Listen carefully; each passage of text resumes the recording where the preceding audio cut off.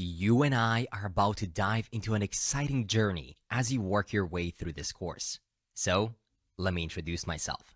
I'm Adrian, and you might recognize my voice from my YouTube channel, where I've spent years creating tutorials that have reached millions of learners throughout the entire world. I'm a GitHub star, conference speaker, and an educator, and I've been doing this for almost a decade. Over time, I've been honored to teach a community of over 1 million developers, with videos that have accumulated nearly 100 million views and have been watched for over 10 million hours. That's like someone watching nonstop for over 1,000 years. But beyond the numbers, the most fulfilling part of this journey has been hearing from developers like you. People who've turned their dreams into reality. Many of them have landed their first developer jobs, transitioned into tech careers, or even launched successful startups after completing one of my courses. Take Gary from the US. For example, he said, "Adrian is a great teacher, very informative material, and makes learning a subject, like Next.js in this case, much more enjoyable than if I tried learning it on my own." Or Nana from Ghana, who shared, "This course has been a game changer for me.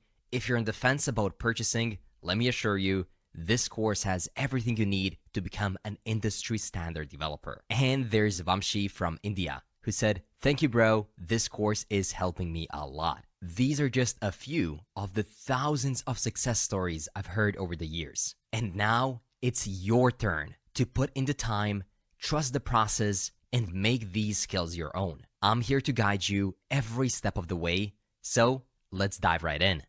I've broken this course into manageable, bite-sized lessons. Each lesson is focused on a specific topic, so you can progress step by step. But all of the lessons will have something in common. So here's what you can expect in every lesson. A brief introduction to understand the core idea behind the topic and why it's important.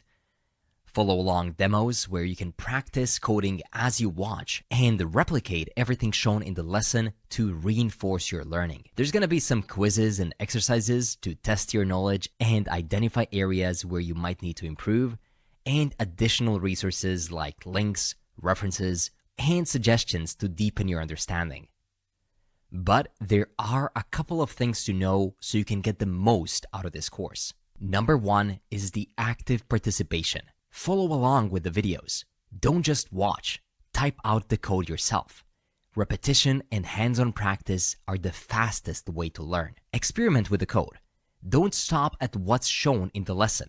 Try changing the variables, tweaking functions, or applying concepts in new ways to see how things work. Next, you'll want to engage with the community. Join the private Discord server where you can ask questions, share knowledge. Helping others is also a fantastic way to solidify your own understanding. That's how I started. And don't forget to use the comment section below each lesson to clarify your doubts or share insights with the others. Don't hesitate to ask questions because no question is too small. Oh, and if you're an elite member, you can also tag a mentor to get an expert response as soon as possible. Now, step 3 doesn't have anything to do with learning to code, but has everything to do with learning anything, and that is to stay consistent. Block out dedicated time for this course in your weekly schedule. Even just 30 to 60 minutes a day can create huge progress. If you don't trust me, read the book called Atomic Habits. And avoid skipping lessons, even if you think you know the material.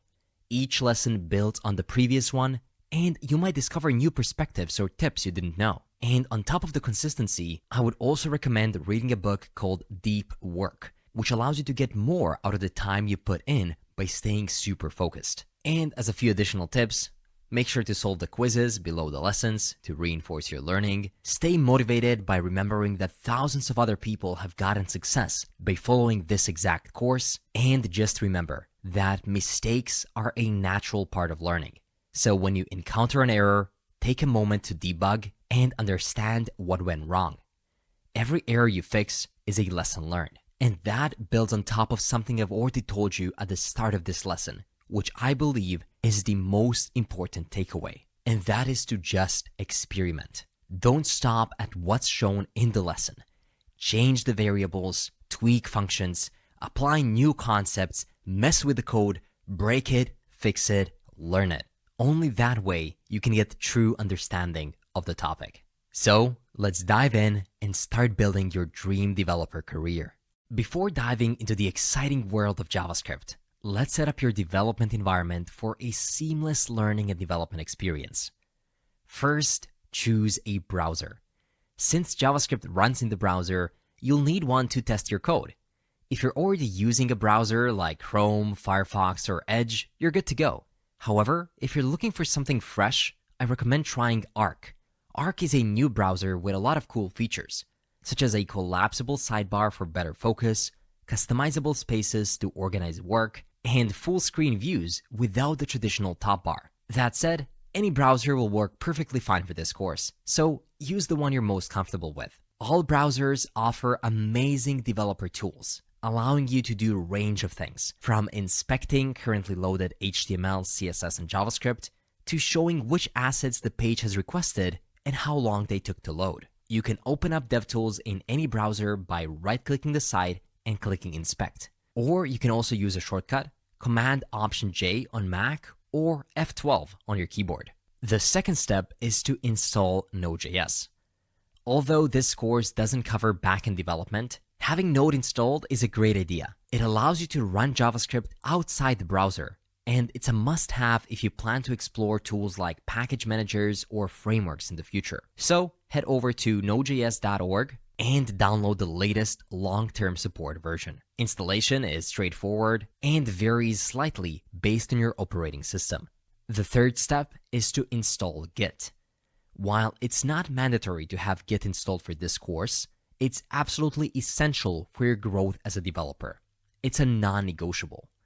You can download Git from its website, and if you haven't used it before, I link our complete Git and GitHub course below this lesson so you can learn how to use it quickly and efficiently. Number 4 is, of course, to choose your code editor.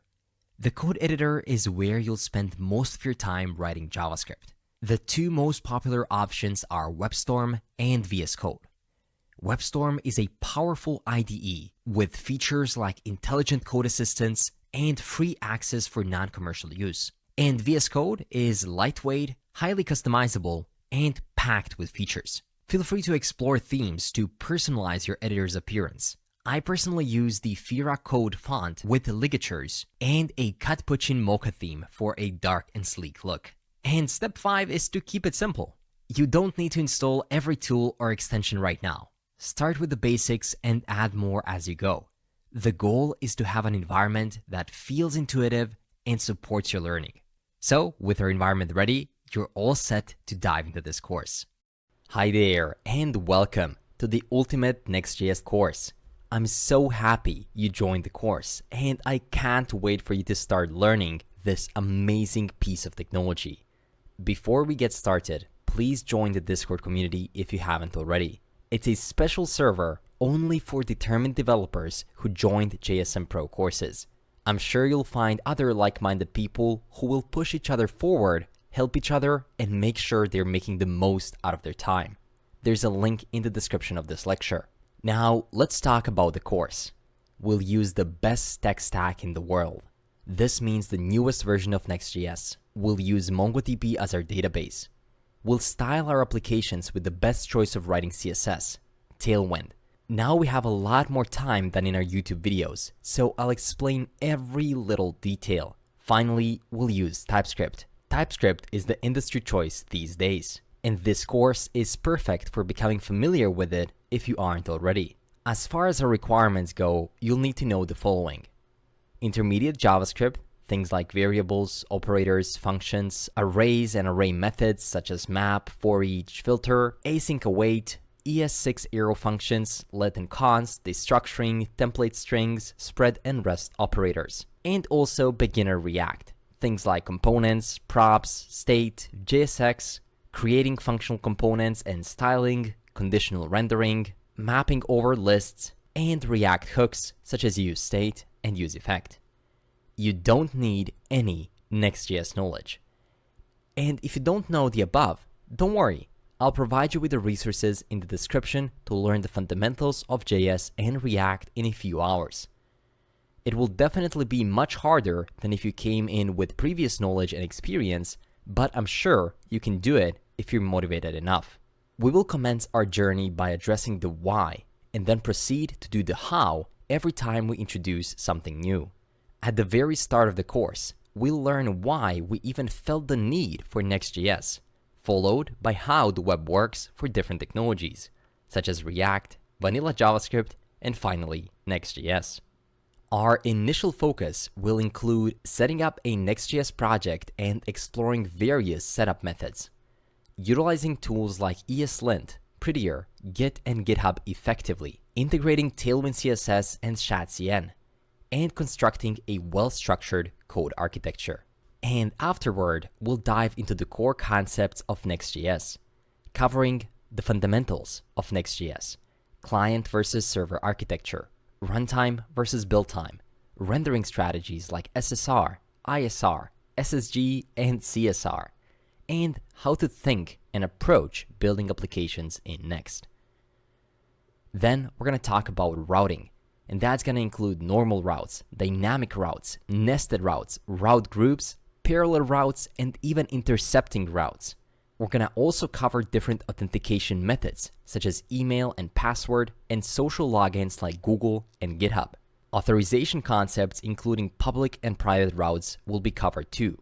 Multiple layouts, optimizing fonts, enhancing SEO, using the Context API within the new Next.js server architecture, data fetching for all rendering strategies, revalidation and caching, building the backend, exploring the API routes and server actions, understanding different databases, specifically MongoDB and advanced MongoDB features like aggregation pipelines, Mongoose, integration of OpenAI for AI automated answers, and classic algorithms for building the recommendation system from scratch, global database search, batch system, reputation, interactive data listings, and I've gotten out of breath. So let me take a pause. Moving forward, we will continue our learning journey by covering developing responsive and complex user interfaces using Tailwind, light and dark theme, exploring unique Tailwind properties and utility extensions, learning Figma as a developer, using ShadCN, React Hook Form, Zod for validation, and everyone's favorite, TypeScript, covering types, interfaces, extends, and many other topics. But our journey doesn't stop there. We'll also explore the implementation of exciting features such as calculating page views, voting system, advanced filters, specialized search mechanisms, pagination, third-party API integration, and Markdown. And most importantly, interactive lessons that provide insights into the mental model behind my approach to even the smallest aspects of website development, presented in the form of helpful hints. Now, let me show you what amazing app you'll build to learn Next.js. Everything starts with our homepage. Here, our users can choose between the light, dark, or the system mode. And home is also the place where you can see all of the questions that people have been asking. We have two sidebars, the one on the left for navigation and the one on the right for the custom recommendation system. The application is fully mobile responsive, and we can sort our questions based on newest, frequent, unanswered, or by a special recommendation algorithm which we'll implement from scratch. Then we have an active, debounced, server-side rendered search. And for more than 20 questions, there's going to be pagination happening right here at the bottom. But this is just the start. You can enter each one of these questions to be greeted with a full comprehensive page details page, where you can render Markdown code with complete code blocks as well as tags. You can also upvote or downvote each question or save it to your collection.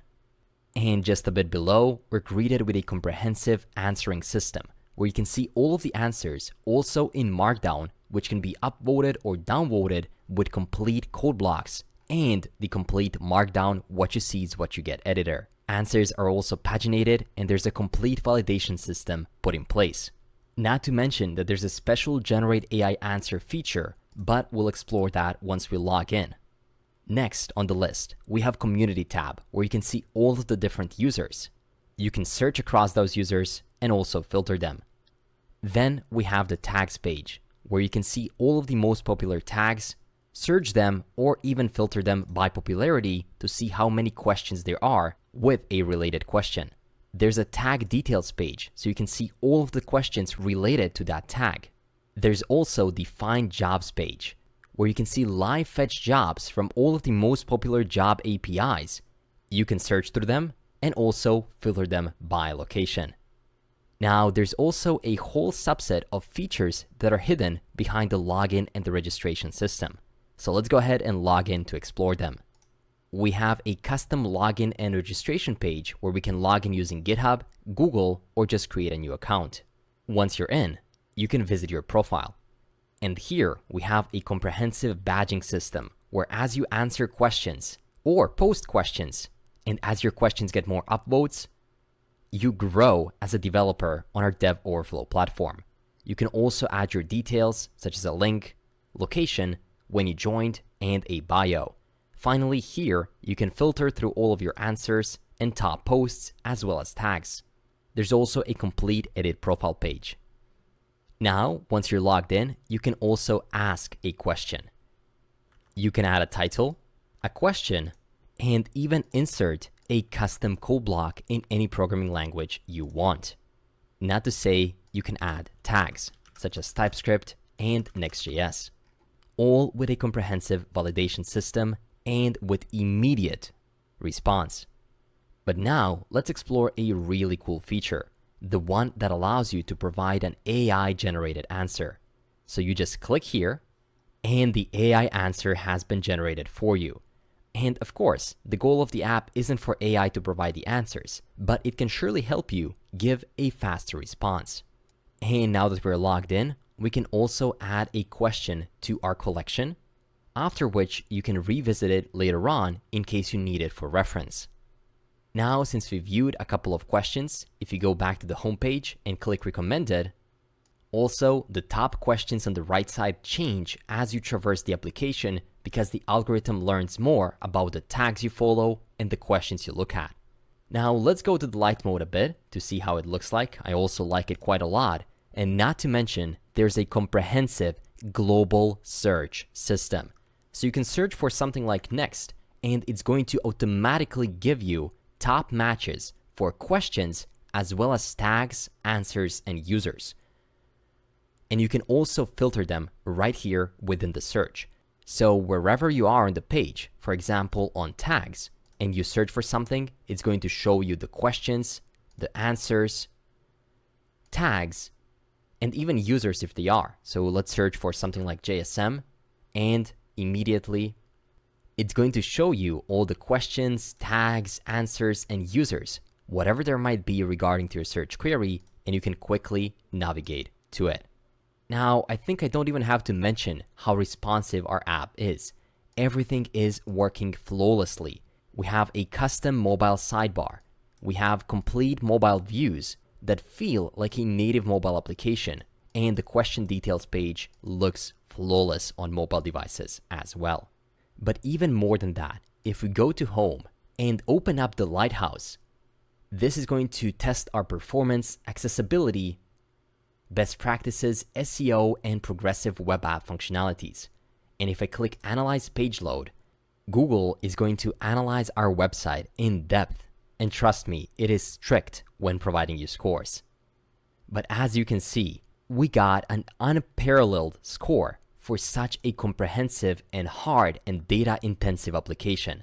The performance is a clear 100 with a 0.3 second first contentful paint, which means when you first see something, and then an astonishing 0.4 seconds largest contentful paint. Essentially means that the website loads before you blink. The total blocking time is 0, and as you can see, the page loads instantaneously. Not only that, the accessibility is a 97, best practices 92, and if you remove some console logs from the console, it's gonna get better, and then SEO is a clear 100. I mean, to be honest, I'm amazed by these scores. But it's not only the app, it's the Next.js 13.5 and further that allow us to extract all of the best practices out of it and make this possible. So, that's our Dev Overflow for you. I hope you're excited as I am. And remember, the developer journey is a uniquely hard one compared to different professions. Every day we encounter bugs, errors, and new issues. You might think these are failures, but in reality, they're just mini bosses to beat to get to the next level. I know you've got this. You can ask any questions you have in the Discord server. You'll be helped by others, and you'll be able to help others too. If you encounter any mistakes or want to provide feedback, there's a link at the bottom right corner of each lecture where you can do that. So, with that said, let's dive right in. Let's talk about prerequisites. And trust me, there aren't many. Since you're watching this course on Next.js, that means that you're already a great developer. Because to start learning Next.js, you need to know a bit of HTML, CSS, JavaScript, and React. And if you know those things, you most likely already have a browser. But if you don't, or you want to switch things up a bit, I highly recommend Arc, the Chrome replacement I've been waiting for. It's available for both macOS and Windows, although from what I've heard, it works better on macOS, but they're always improving Windows too. It is my browser of choice right now. It allows you to see your websites on full screen by removing the top bar that Chrome and other browsers have, and instead of that, you have a left side sidebar, which is fully collapsible. You also have different spaces, allowing you to have one for work, one for development, one for travel. Whatever it is, you can kind of structure it a bit better here. Of course, fully customizable, as it all is, and it is private. And since you're watching a paid tool, I gotta tell you that I'm not endorsed by any of the tools that I mentioned in this course. I just want you to have the best experience and follow along and see exactly what I'm seeing. Of course, if you prefer Chrome, or even Firefox, or even Edge, it's completely up to you. We can develop websites on any browser. Next, you'll of course need Node.js, a JavaScript runtime allowing us to spin up our Next.js application. So you can head over to nodejs.org and download the latest long-term support version. Finally, you'll need a code editor or an IDE. Recently, I've been trying out WebStorm and I like it a lot. It has a lot of features that made me realize what the difference between a code editor and an IDE is. Oh, and another big thing is that JetBrains recently announced that WebStorm is completely free for non-commercial use. So if you want to try it out, you can do that. Still, since I haven't yet made full switch over to WebStorm, in this course, I'll be using Visual Studio Code, a code editor that you're surely familiar with. So I'm totally okay with whichever one you use. You can follow along with no issues. Believe it or not, that's the end of the list of the prerequisites. How do I know? Well, that's because I opened all of them as different tabs in Arc. So you can see this is a pretty cool feature, how you can just hide it, and then you have different tabs. You can clear them, rename them, create folders. You'll see me use Arc often. I have different spaces like for recording or general. And why I wanted to go over this with you is because we'll be spending like 50% of the time in this course in our browser. So I just wanted to make sure that you set up a nice environment that you actually enjoy viewing your websites within. The other 50, or should I say maybe 90+% of this course, we'll be spending in our code editor. And you maybe want to make your editor look like mine. So I just quickly want to go over some of these settings to make your editor look and feel like mine so you can follow along better. First things first, I like to hide everything that I'm not using. So you'll see different parts here like Docker, GitHub Actions, .env, Run and Debug, Remote Explorer, Live Share, and more. I don't use those on a daily basis. So I only like to include what I have. The Explorer right on top, the search right below, source control right below search, extensions below source control, and finally a chat with Copilot. You may catch me use this a few times and I'll teach you how to use it too. At the bottom bar, once we initialize our GitHub repo, on the bottom left, you'll see your active branch. And on the right side, well, right now I have nothing. Yep, I like to keep it completely clean. Now, let's quickly go over a list of extensions that I have so we can ensure that you have the same experience. I'm using Babel JavaScript, which is Visual Studio Code's syntax highlighting for today's JavaScript. Better Comments, which allows you to have different colored comments for alerts, informational, to-do, and so on. Cat Puchin theme for Visual Studio Code. Yep, this is the theme that I'm using. So if you install it and if you press Command or Control-Shift-P and then type in theme, you can then choose different themes of your editor. There are many default ones. Ooh, sorry for giving you so much bright light right now. But I prefer the cappuccino ones. There is the frappe, macchiato, and there's mocha, which is kind of extra dark, which is exactly how I like it. So I'll go with that one. Next, we have .env, which is useful when you're working in larger teams. It allows you and your entire team to sync environment variables. You won't be needing this for the course, but I use this a lot with my team when developing the JS Mastery Pro platform. Next, we have ES7 Plus React Redux React Native snippets, which is going to allow us to quickly create a new functional components using snippets. We need ESLint to make sure our code base is clean and readable. GitHub Copilot, which I'm not sure whether it's free or paid. So let's check it on their website. The world's most widely adopted AI developer tool. Okay. 55% faster coding. And I gotta tell you, I was at a GitHub Universe conference last year as a part of the GitHub Stars program I'm at. And they demonstrated how it can significantly increase developer productivity. And I gotta say, I love using it. In some cases, you don't even notice it's there. It's like autofilling some stuff. But even the Copilot chat is super useful, so you can chat with it and just code faster. But let's check whether it's actually free, as I forgot. So if we go down, oh, there we go. Okay, so Copilot Individual is actually $10 per month or $100 per year. If you have the money to spend, okay, I would highly recommend going for it. It's going to significantly improve your development efficiency. If you don't, that's totally okay. But as you can see, it is free for verified students, teachers, and maintainers of popular open source projects. So if you're one of those things, you can definitely get it for free. Again, not a necessity, but it can definitely speed up your workflow. Next, we have IntelliCode, which is AI-assisted development. It'll just provide some AI auto-completions. I'm using the material icon theme for the Explorer icons. It's quite nice as it tells you if something is a React component, a folder, or something else. But I think any file system does that, right? Next, language support for MDX. npm IntelliSense, which will autocomplete npm modules in import statements, super useful. Path IntelliSense, which will autocomplete file names. Prettier for formatting. Prettier ESLint to make ESLint and Prettier work well together. Pretty TypeScript errors, which is going to make you fix some of these any types at least a bit more often. And then Tailwind CSS IntelliSense. So that's it. Like, these are all the extensions that I have. It's a list of maybe 10, 15, and I like all of them. So feel free to install them, set up your theme to whatever you like, and we are ready to roll.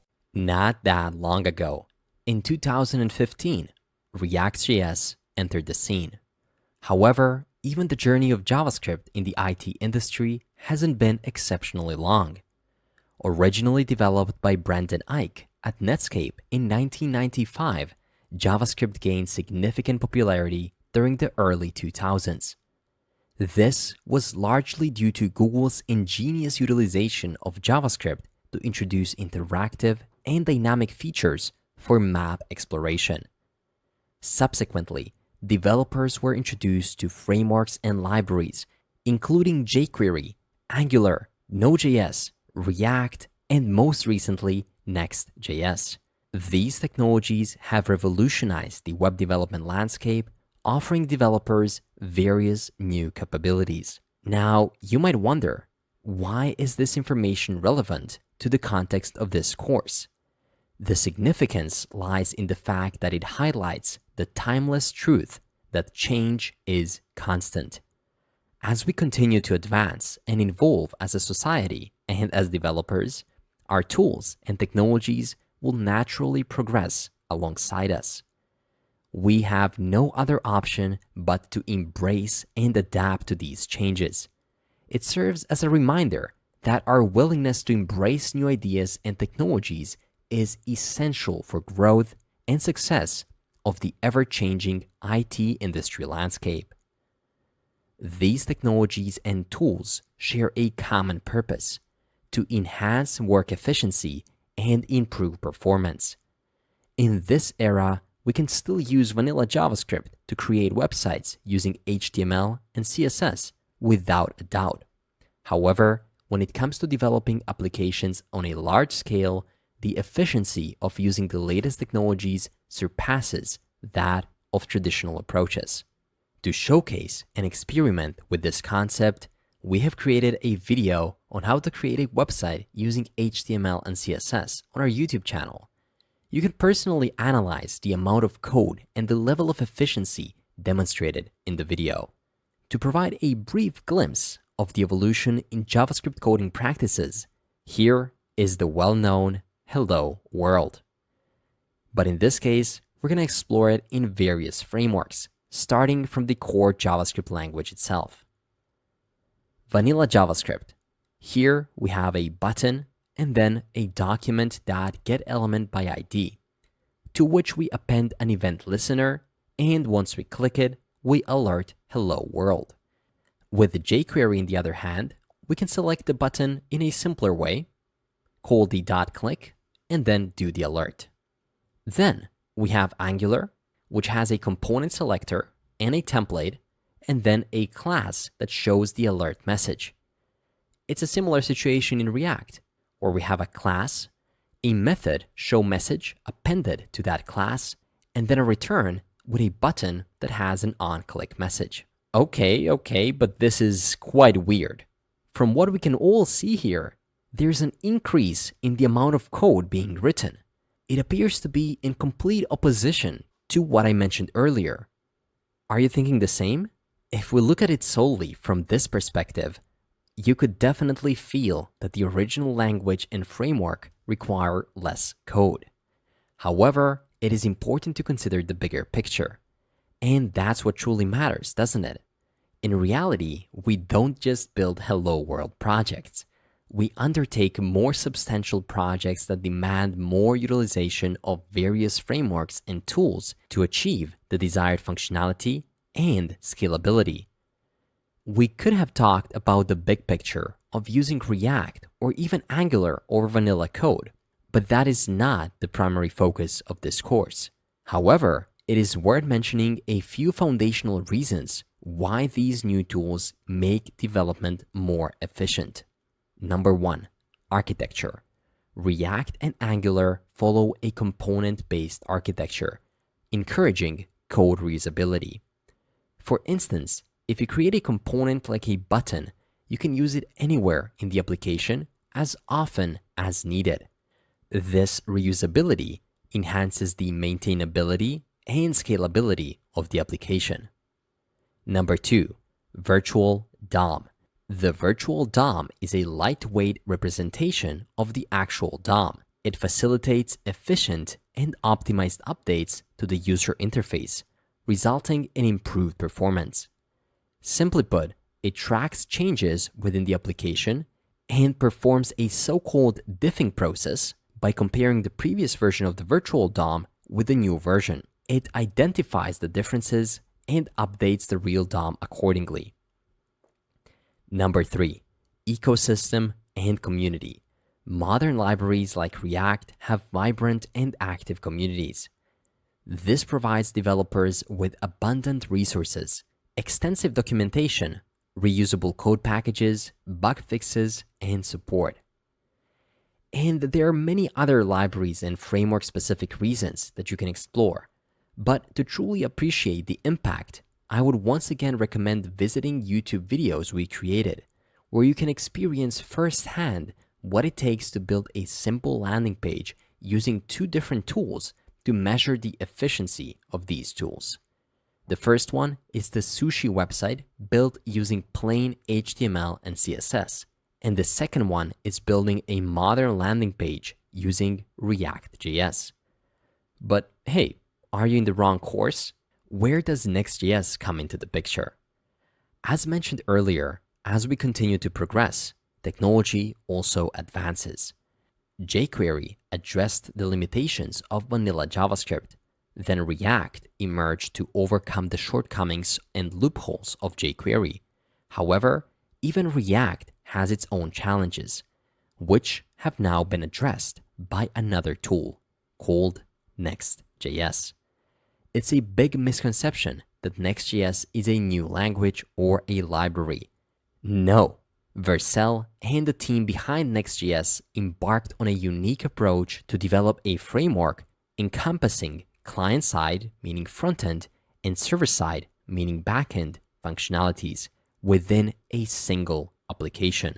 Guillermo Rauch, the original creator of Next.js and the mastermind behind Socket.io, began working on this idea in 2016.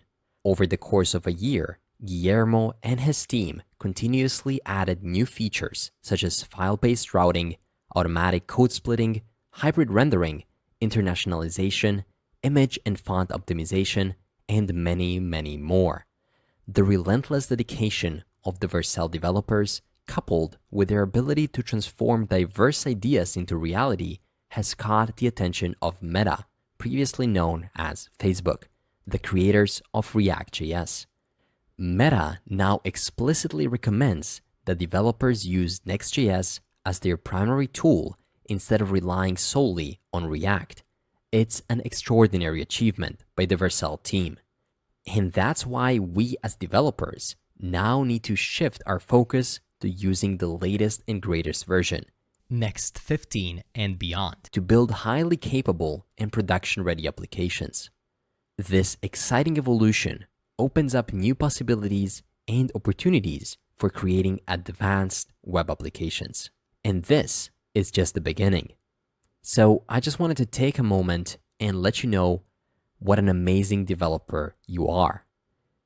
Not a lot of people want to learn the latest and greatest of what the technology allows us to do, and you are here watching this course. So let's move on to the next lecture. Next.js, a flexible React framework. But what does that mean? In software development, a framework serves as a tool equipped with predefined rules and conventions that offer a structured approach to constructing an application. It provides an environment that outlines the overall architecture, design patterns, and workflows, allowing developers to focus on implementing specific application logic rather than dealing with low-level design. Simply put, a framework provides pre-built solutions for common functionalities such as integrating databases, managing routing, handling authentication, and more. So what sets Next.js apart from React.js? Well, Next.js introduces plenty of features and capabilities that we will dive into in the upcoming lectures in detail. But what you need to understand is that Next.js is essentially an extension of React, incorporating pre-built solutions, ready-to-use features, and some additional functionalities on top of that. In other words, Next.js is built on top of React, expanding its capabilities. So if you're already a React.js developer, the Next.js journey will be silky smooth. If you don't know React.js, you should familiarize yourself with some of the main foundations of React. For example, how to create a component, do state management, how to structure your code, and how to handle the file and folder structure. To help you learn that faster, at JavaScript Mastery, we have created a crash course on React that covers all the important things and includes a project for you to practice and test what you've learned. You can check it out for free on YouTube. But why should you use a React framework or Next.js? Well, React is constantly evolving and revolutionizing the way websites are built. It completely transforms your approach to designing and developing applications. It begins by encouraging you to think about components, breaking down the user interface into smaller pieces of code. You describe states to introduce interactivity and establish connections between these various components, shaping the flow of your application. Implementing the great React architecture requires deep integration between all parts of your app. And this is where frameworks come in. They take less tooling time. That means that every aspect of your front-end development has seen innovation, from compiling, bundling, minifying, formatting, deploying, and more. With Next.js, we don't have to worry about configuring these tools, thus investing more time in writing React code. We can focus more on business logic, using open source solutions for routing, data fetching, rendering, authentication, and more. The learning curve is so easy. If you're familiar with React.js, you will discover that Next.js is considerably simpler. Next.js, built on the foundations of React, offers exceptional documentation that provides comprehensive and detailed information on the why and how of using Next.js.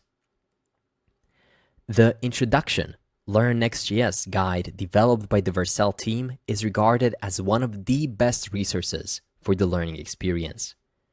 The constant updates and help from the community make the development process even easier.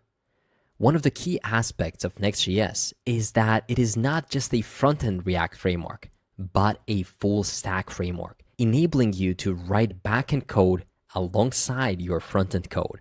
So how does that contribute to an easy learning curve? Wouldn't it be yet another thing to learn? Well, absolutely not. The backend aspect of the code you'll be working with is much simpler than you might anticipate. There's no need to set up anything or configure any routes, as we have to do for traditional backend applications. In fact, the vice president of Vercel, Lee Robinson, expressed the following viewpoint. Moving from React, Express, and Webpack to a framework resulted in removing 20,000+ lines of code and 30+ dependencies, while at the same time improving hot module reloading from 1.3 seconds to 131 milliseconds. And if the backend and tooling aspects that I've just mentioned seem confusing, there's no need to worry. In the upcoming lectures, we will dive deep into practical comparisons of how things are done with React and Express, as well as how both can be accomplished within Next.js. Next.js also offers improved performance through built-in features like server-side rendering, static generation, automatic code splitting, and all of these things also optimize application performance and enable faster initial page load times, improve SEO, and also enhance the user experience. However, it doesn't mean server-side capabilities are limited to Next.js alone.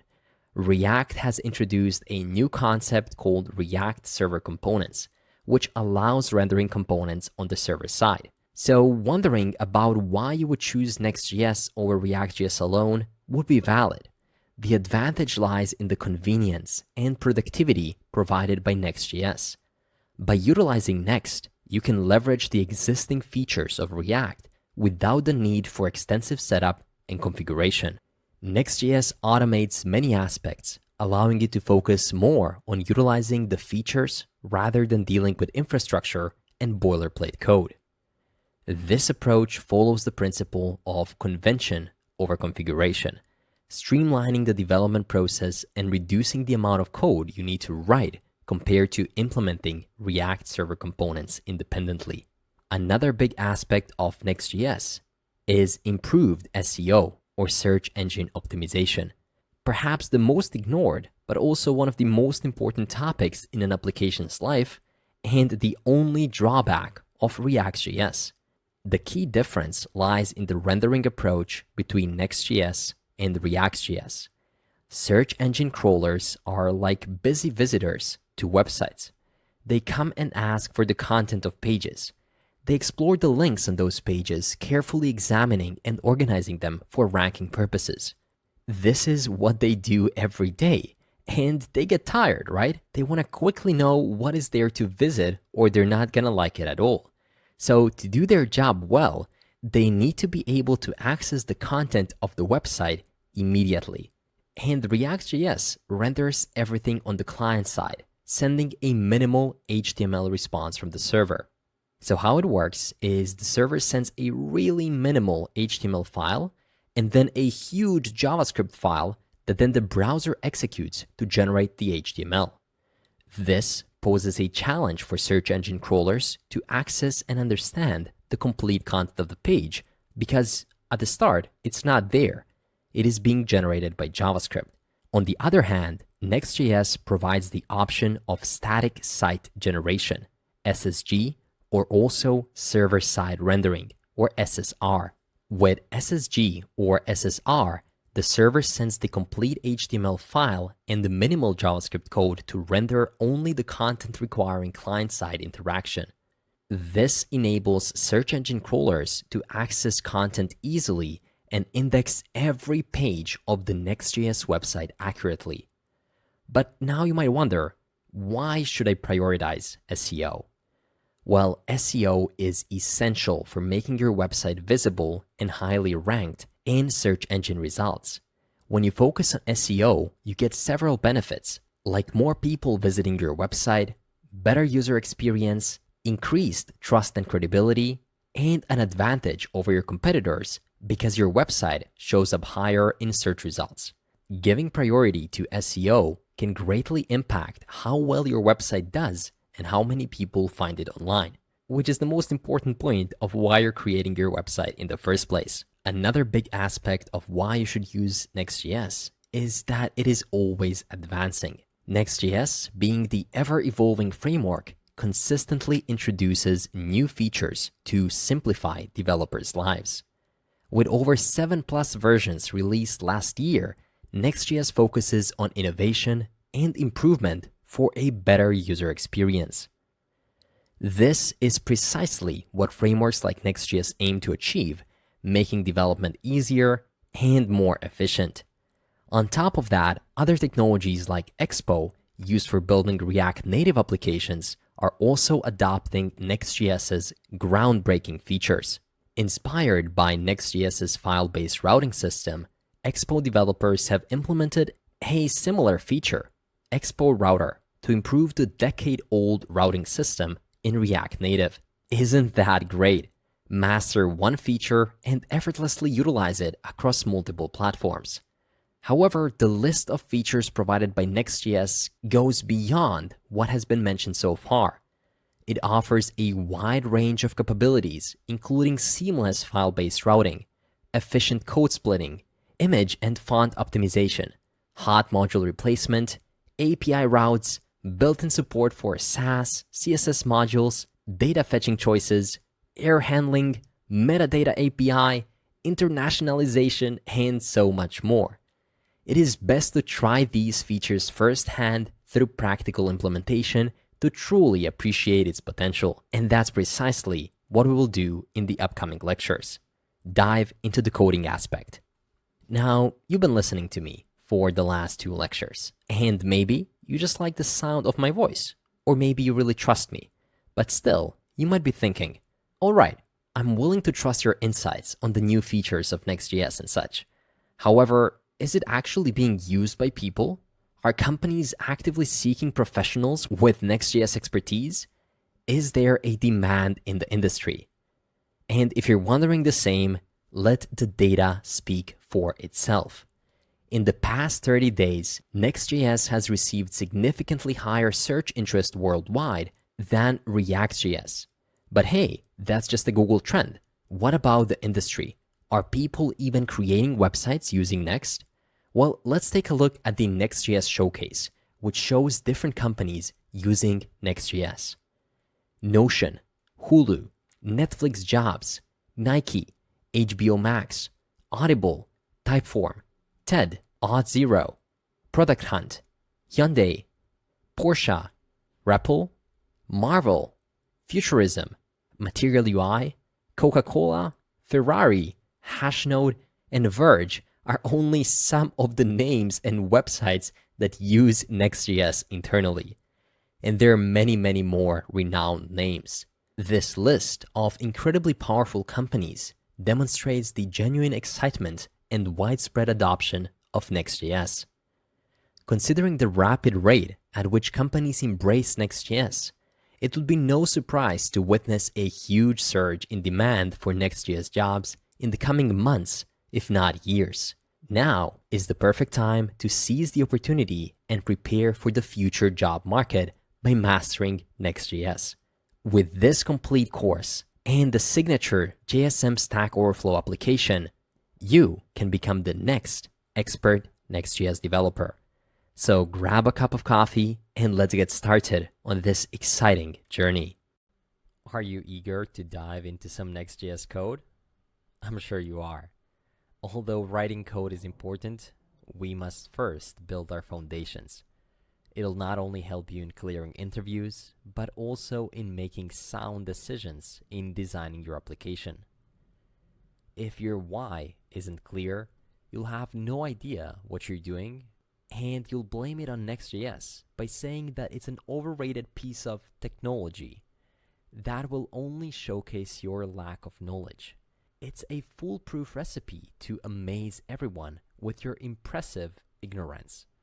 So perfect your why, and your how will come naturally. Now let's time travel a bit to see how we were used to doing things before with different technologies.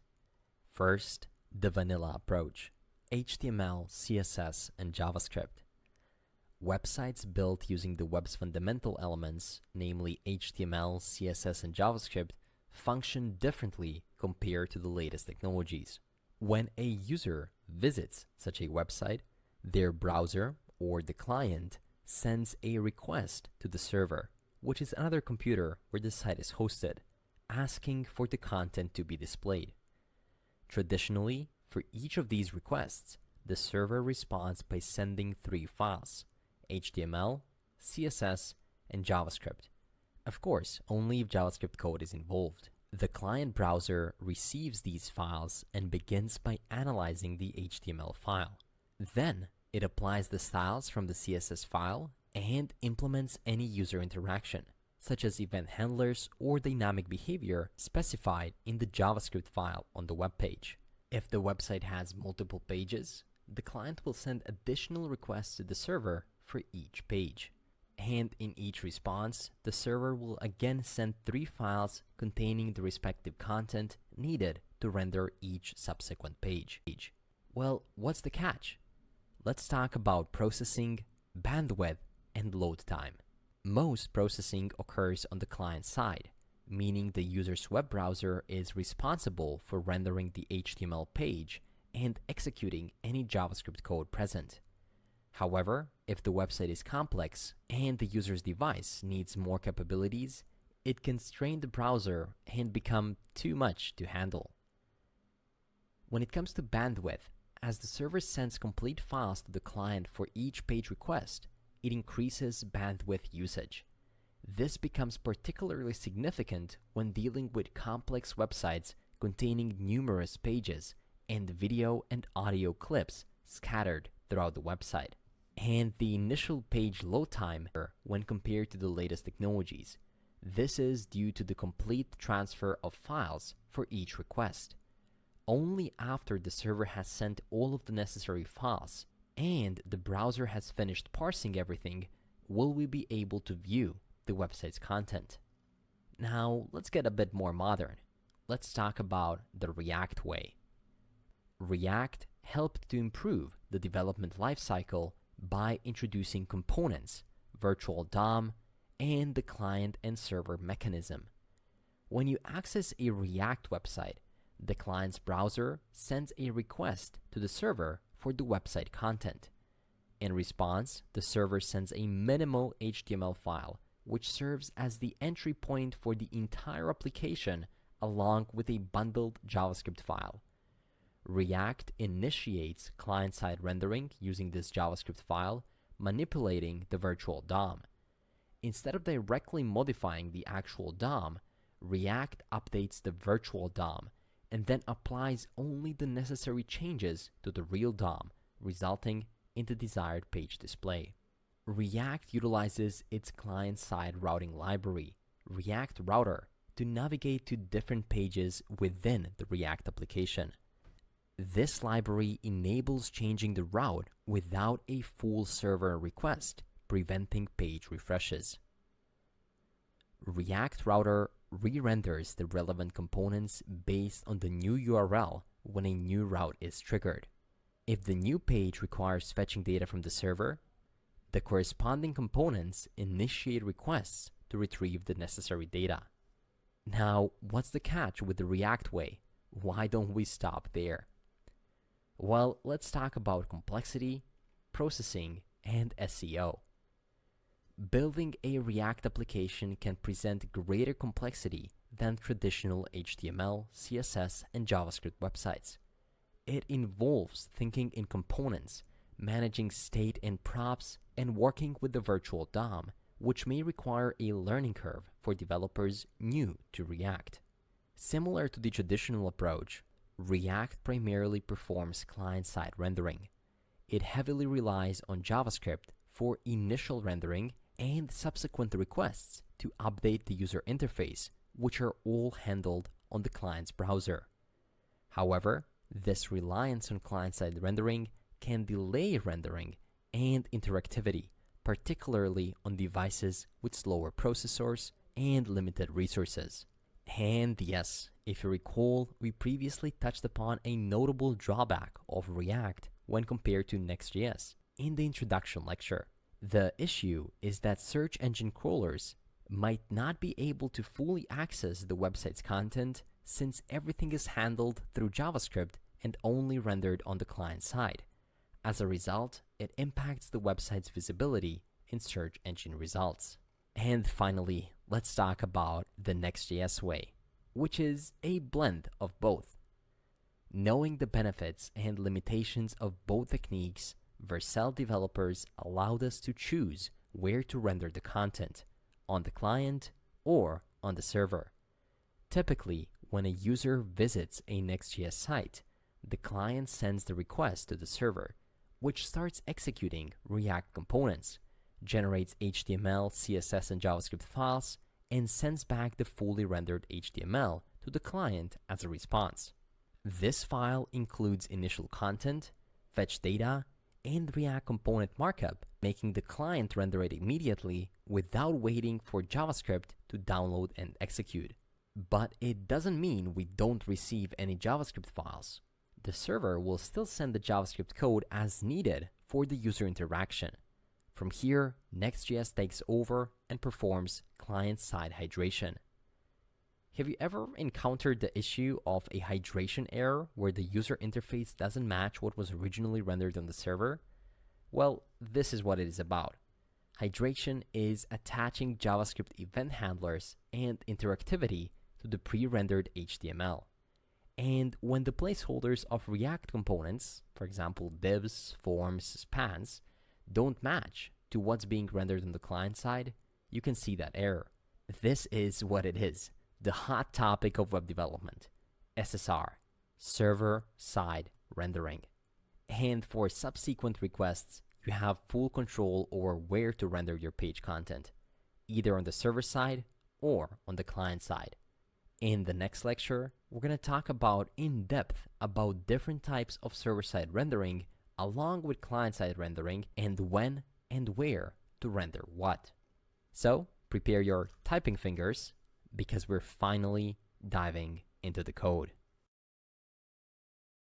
And Next.js is a big framework with lots of features. In this course, we'll dive deep into every single one of these features. But I want you to get a quick feel for Next.js by going over some of the most important new features. And that's why I prepared a crash course as an introduction to this huge ultimate course. This is a part that has been released to YouTube as well, but everything else is completely redone for the course itself. Still, I would highly recommend that you watch this too and follow along. We'll build a small demo project in which you'll be able to get the first-time feel for most of these Next.js features, and then later on in our big ultimate Dev Overflow application, you'll be able to dive into all of these features in a lot of detail. To get started, create a new empty folder on your desktop and open up your terminal. Once you're there, run npx create-next-app add latest and press enter. After that, press Y to install the installer, and you'll be prompted to answer a couple of questions. For the project name, just type // because we're already in the folder within which we want to create our Next.js app. In this case, say yes for TypeScript, yes for ESLint, yes for Tailwind CSS. In this case, we don't need a source directory. We definitely will be using the app router with its latest functionalities, as well as the turbo pack, which runs your application more smoothly. We don't need to customize the import alias, the default one is fine. And that's it. Your application will soon get initialized with all of the dependencies needed to run it. There we go, that was a success. Now that your project is set up and ready to go, you'll notice many files and folders. So let me walk you through them from bottom to top. The first one on our list is tsconfig.json. This is the configuration file for TypeScript.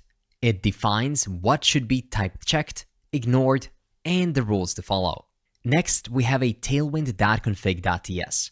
This is where you can add additional Tailwind setup. You can extend Tailwind by customizing colors, sizes, shadows, plugins, or anything else you might need. You know about README, right? It's a simple Markdown file that explains how to run the project. Next, we have a post.css config.mjs. It's a configuration file for post.css, a tool used to process CSS with different plugins. In this case, it uses Tailwind CSS as a plugin, which allows you to use utility-first classes in your project. Package log.json is a file that logs the version of dependencies and their subdependencies, ensuring that everyone working on the project uses the exact same versions. Package.json is a bit simpler, and it contains all the current dependencies and scripts. There's a dev script which starts Next.js in development mode with hot module reloading, error reporting, and more. Build creates an optimized production build of your app. Starts simply starts Next.js in production mode. And there's also lint, which runs ESLint for all files in the source app directory and more. Finally, you can also see 3 very important dependencies: React, React DOM, and the current version of Next. By the time you're watching this video, you should just be able to see 15 right here. After package.json, we have a nextenv.d.ts, which is a TypeScript declaration file for Next.js. And as it says right here, this file should not be edited. It's specifically for Next.js. On the other hand, next.config.ts should be edited, and it allows you to configure Next.js features, such as experimental options, image settings, build settings, and more. And you all know the good old git ignore. It's very important not to miss adding something there. Thankfully, Next.js adds the .env for us. That's good. No more leaked environment variables. After that, we have a .eslintrc.json, allowing you to configure your linting options. Then we dive into folders. First, we have a public folder, which contains static assets. Always put your images and other static data here. And then, of course, there's the node modules, the heaviest object in the universe. Jokes aside, it is a folder containing all the dependencies or packages needed to run your application. And finally, there's the app folder, the most important folder in every Next.js application. In the app folder, of course, we have our primary homepage, page.tsx. But before we check out the rest of these pages in detail, let's first run our application to see it in the browser. I'll open up the terminal and press npm run dev. This will run it on localhost 3000. So open it up. There we go. Next.js. Get started by editing app page.tsx. Save and see your changes instantly. Well, this is the new version of the boilerplate page. I like it. You'll also notice something at the bottom left. I'll tell you what that is later on. But for now, the page you've just seen is right here within page.tsx. This file represents the homepage or the / route of your site. By default, it contains some boilerplate code. So let's remove it and return a single H1 that says welcome to next.js. We can also give it a class name of text-3xl. If I save it and go back to the browser, you'll see the changes instantly thanks to HMR, hot module replacement. Among the other folders that we have here, the first one are fonts, and this is where you can store your font files. It's actually preferable to using something like Google Fonts. Think of it as self-hosting your own fonts. There's a favicon.ico. It's a file that appears on your browser's tab. Then there's the globals.css file, where you can write all of your custom CSS or simply import Tailwind CSS. After that, we have a layout.tsx. This is the main entry point for your application. Anything you do here will be applied across all pages and routes. That's why here we're importing the fonts, the styles, and the metadata. For example, let's change the metadata from create next app to something like hello, Next.js. I've even added a waving emoji. And even without reloading, you can see the changes in your browser. And I know many of you will wonder what kind of browser is this. I'm using Arc. You can check it out. I like it quite a lot. And finally, we're getting back to the page.tsx where we initially made those changes. That's it. That's the most important folder of your app. And all of the changes that you make to your app will go inside of this app folder. With the entire Next.js application structure, let's get our hands dirty. At the start of the crash course, I was telling you a bit about architecture, where you can write two different types of components, client and server components. If you remember, I said that every component you create, Next.js will by default turn into a server component. But is that really the case? Here on the homepage, we have a component saying welcome to Next.js. Let's add a console log before the return statement. Console log, what am I? I was about to start what am I, server or client component, but it looks like our AI autocomplete is having a bit of an existential crisis. It's saying, what am I doing here? But yeah, I'll just add server or client. Let's see, which type of component is this? By default, we have absolutely nothing here. Just export default function home, where we have a console log and an h1 statement. Where do you think this console log will appear? Do you think we'll be able to see this console log in the browser? Well, up to this point, I would tell you, no, it's not gonna appear in your browser because this is a server-side component, but would you look at this? Next.js team knew that some of us might be searching for this console log in the browser, so even though technically it shouldn't be showing here, they're still showing it to us, but they have added this server tag at the top left, so we know it's actually rendering from the server. Pretty cool, Next.js. But if you actually knew what you were doing, you would immediately go to the terminal to find your console log. And here it is. So now we know that this is actually rendering on the server. Server components are rendered on the server. So this brings me to the topic of React server components. They're the components that are rendered on the server, and their HTML output is then sent to the client. Since they're rendered on the server, they can access server-side resources directly, like databases or the file system. This helps reduce the amount of JavaScript sent to the client, improving performance. Server components are excellent when you need direct access to server-side resources, like accessing files in a file system, or you want to keep sensitive information, well, sensitive, such as access tokens and other keys, safe on the server. Alright, but if server components really are better, why can't everything be a server component? Well, if your component requires browser interactivity, such as clicking buttons, navigating to different pages, and submitting forms, then you need to turn it into a client component. So what are React client components? Client components are, of course, rendered on the client side. And in this case, client side simply means the browser. To use them in Next.js, you must add a use client directive at the top of the component. In our case, let's do that by creating a new folder within the app folder and call it components. And within it, create a new file called hello.tsx. Right at the top, you can add that use client directive that I was telling you about. And then you can simply create a new functional component called hello that simply returns a div with an h1 that says hello, and I've also added a console log saying I am a client component. See, this one doesn't have an existential crisis. It knows what it is. Now that you've created it, let's go back to the page.tsx. Let's wrap this h1 within a React fragment, allowing us to add another adjacent element. In this case, we'll simply import the hello component, coming from @app/components/hello. Now, let's check the terminal. Okay, we don't see that console log there, but that makes sense, right? Because hello knows it's a client component. But if we go into the browser, there we go. I am a client component coming from hello.tsx. But wait, I think I initially missed it, but now I see it. I am a client component is so confident that it appears right here too. But why? Or how is that happening? Well, this is because server components are rendered only on the server side, while client components are pre-rendered on the server side to create a static shell and then hydrate it on the client side. This means that everything within the client component that doesn't require interactivity or isn't dependent on the browser is still rendered on the server. The code or parts that rely on the browser or require interactivity are left as placeholders during server-side pre-rendering. When they reach the client, the browser then renders the client components and fills in the placeholders left by the server. I hope that makes sense.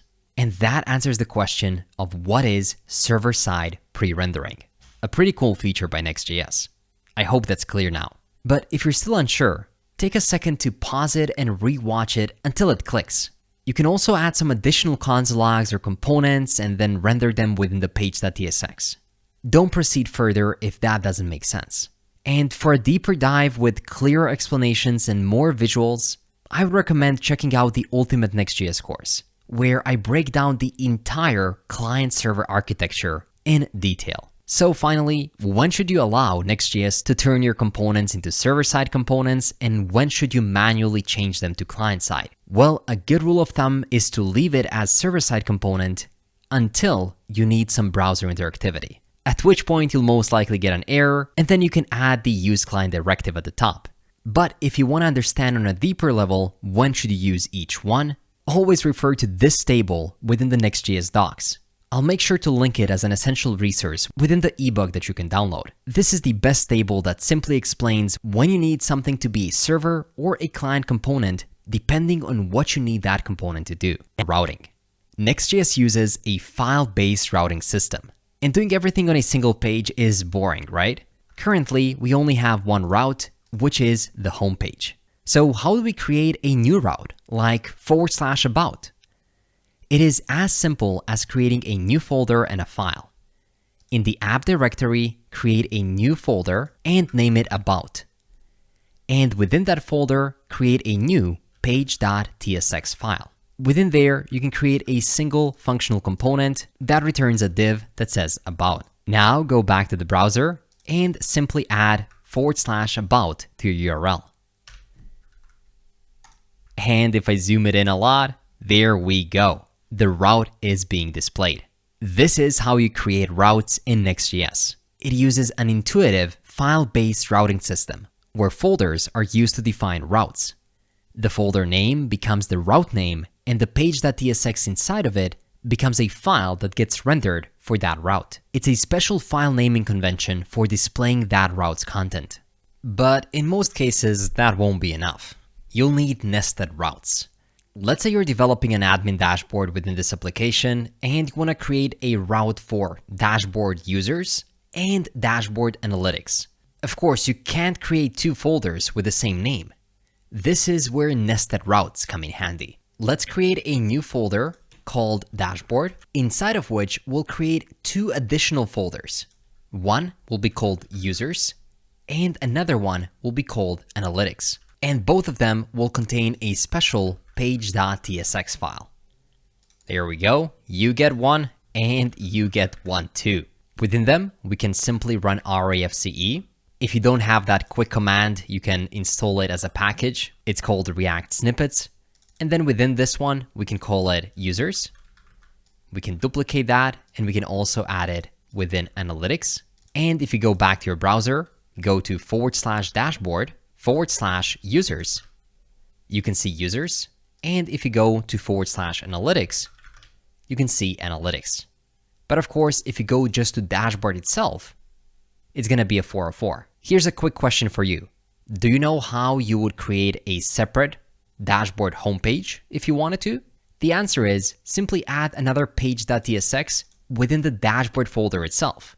Yes, you can have a dashboard page and then dashboard nested routes. But this still may not be enough. In many cases, you'll also need dynamic routes. What if you want to display each user's profile in the dashboard? Let's say we have 4 predefined users in the dashboard users page. That's going to look something like this. Users within a div, and then we have an h1 and a ul with 4 different users. Now, let's say you want to show full user details on the page when you click on each one of these users. Say we want to direct them to dashboard, users, user 1, and then dashboard users, user 2, and so on. We can't create these folders manually as we don't know how many users will there be. This is what dynamic routing is all about. A route where part of the URL can change or be dynamic, typically based on the user input or specific data in the database. Creating dynamic routes in Next.js is simple. All you have to do is wrap the part that changes, that is dynamic, in square brackets. In our case, it'll be the user ID. So let's create a new folder called ID within the users folder. and make sure to wrap it within square brackets. That's the rule. Inside of that file, create a new page.tsx and run rafce to create a generic user details page. Now let's go back to the users page and let's make these users clickable. Doing that is pretty simple. We just have to use Next.js's link component. It looks like this. You import it from next/link. You give it an href to where you want to go. And in this case, let's make it point to dashboard/users/1. And let's say user 1. We can, of course, duplicate this a few more times. So let's put it within an li and properly close it. And 1, 2, 3. There we go.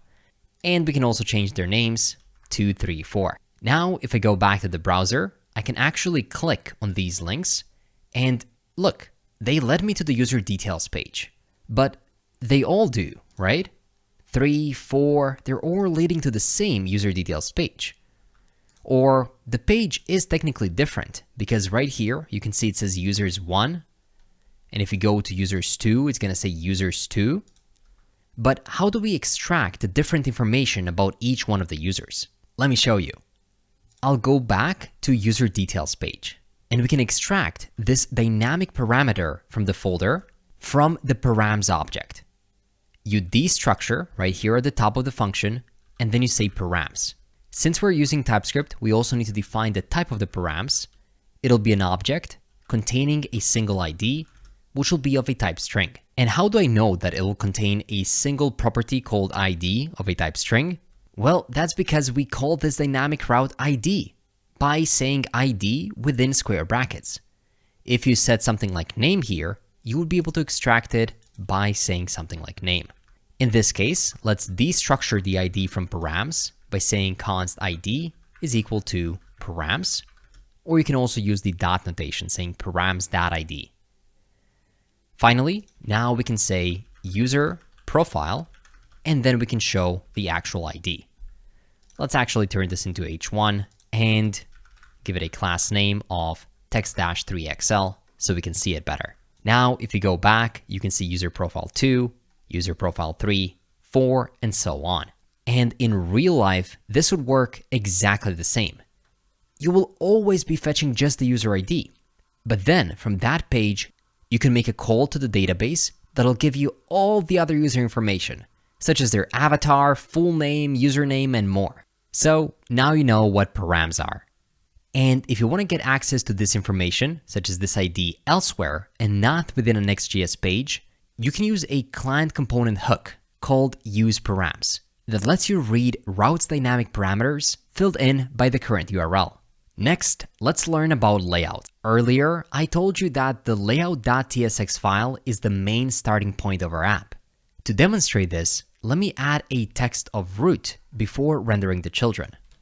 I'll do that right here, and once again, I'll make it h1 with a class name of text-3xl, and I'll say root.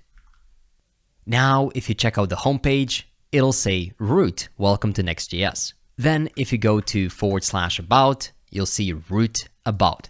Or if you go to dashboard/users, if it doesn't appear automatically for you, you might need to reload your server by opening up the terminal, pressing Ctrl+C to stop it, and then rerunning npm run dev.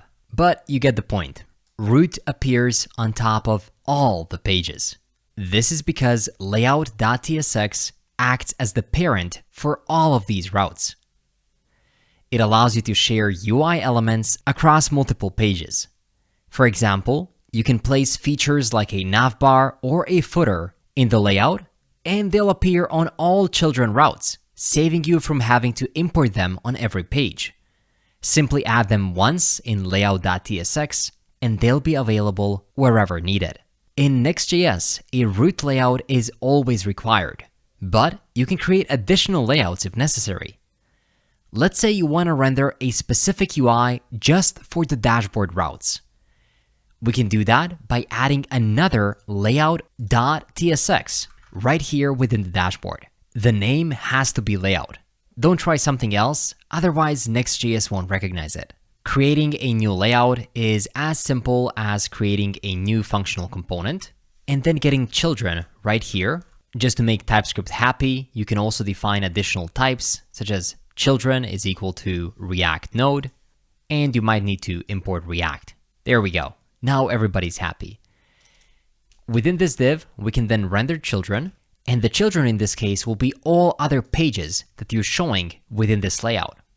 But if you want to add some kind of a special dashboard navbar, so let's say dashboard, then you can add it to the layout. And let's also apply the same styles by giving it a class name equal to text-3xl. So now if you reload, you can see root. This is coming from the root layout, and then dashboard is coming from the dashboard layout. Just imagine that these are different pieces of the UI that we're showing on different screens.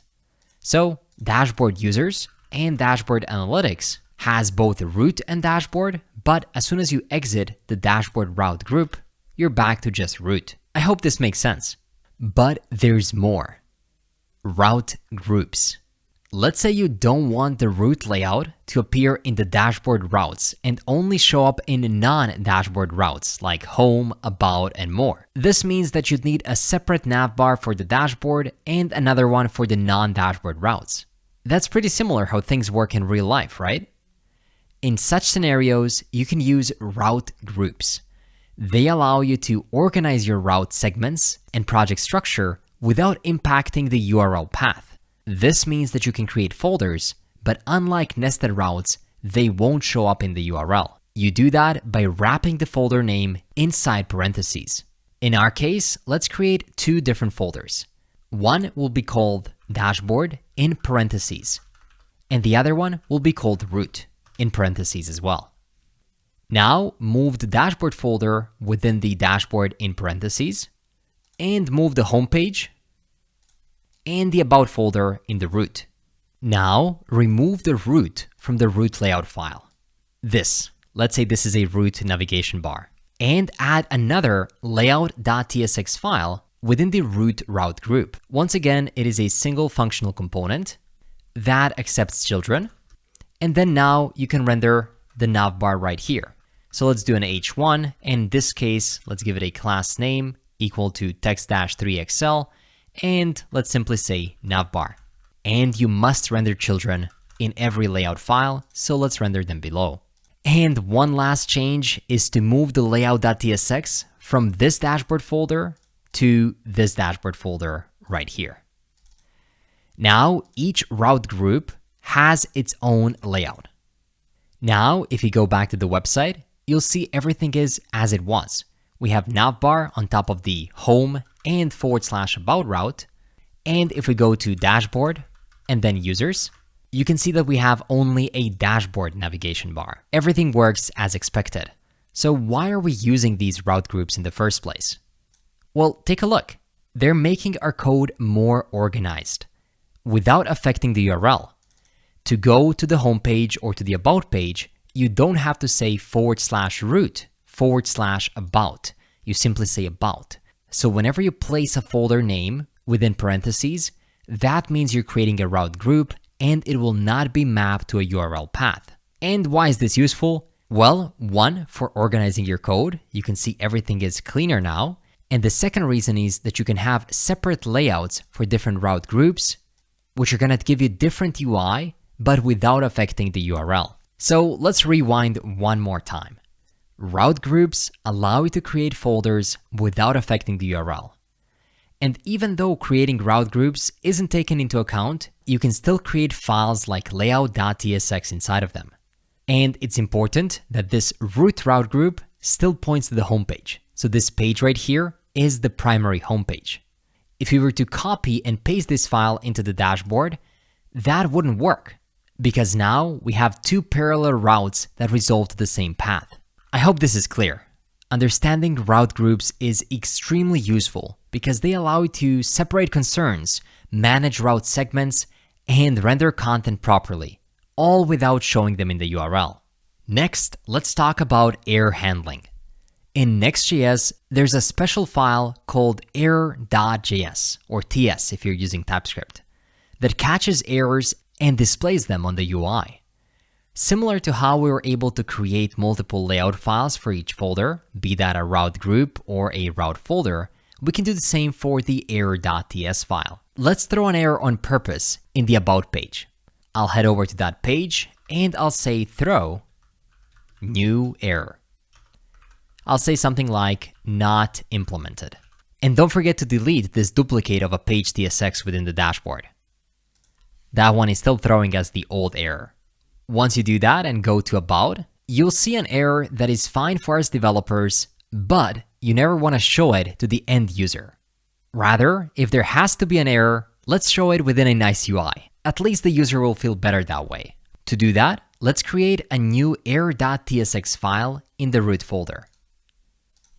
Error.tsx. In it, I'll copy the code provided to us by the Next.js documentation. This component is just nicely handling the error. Save and revisit the About page.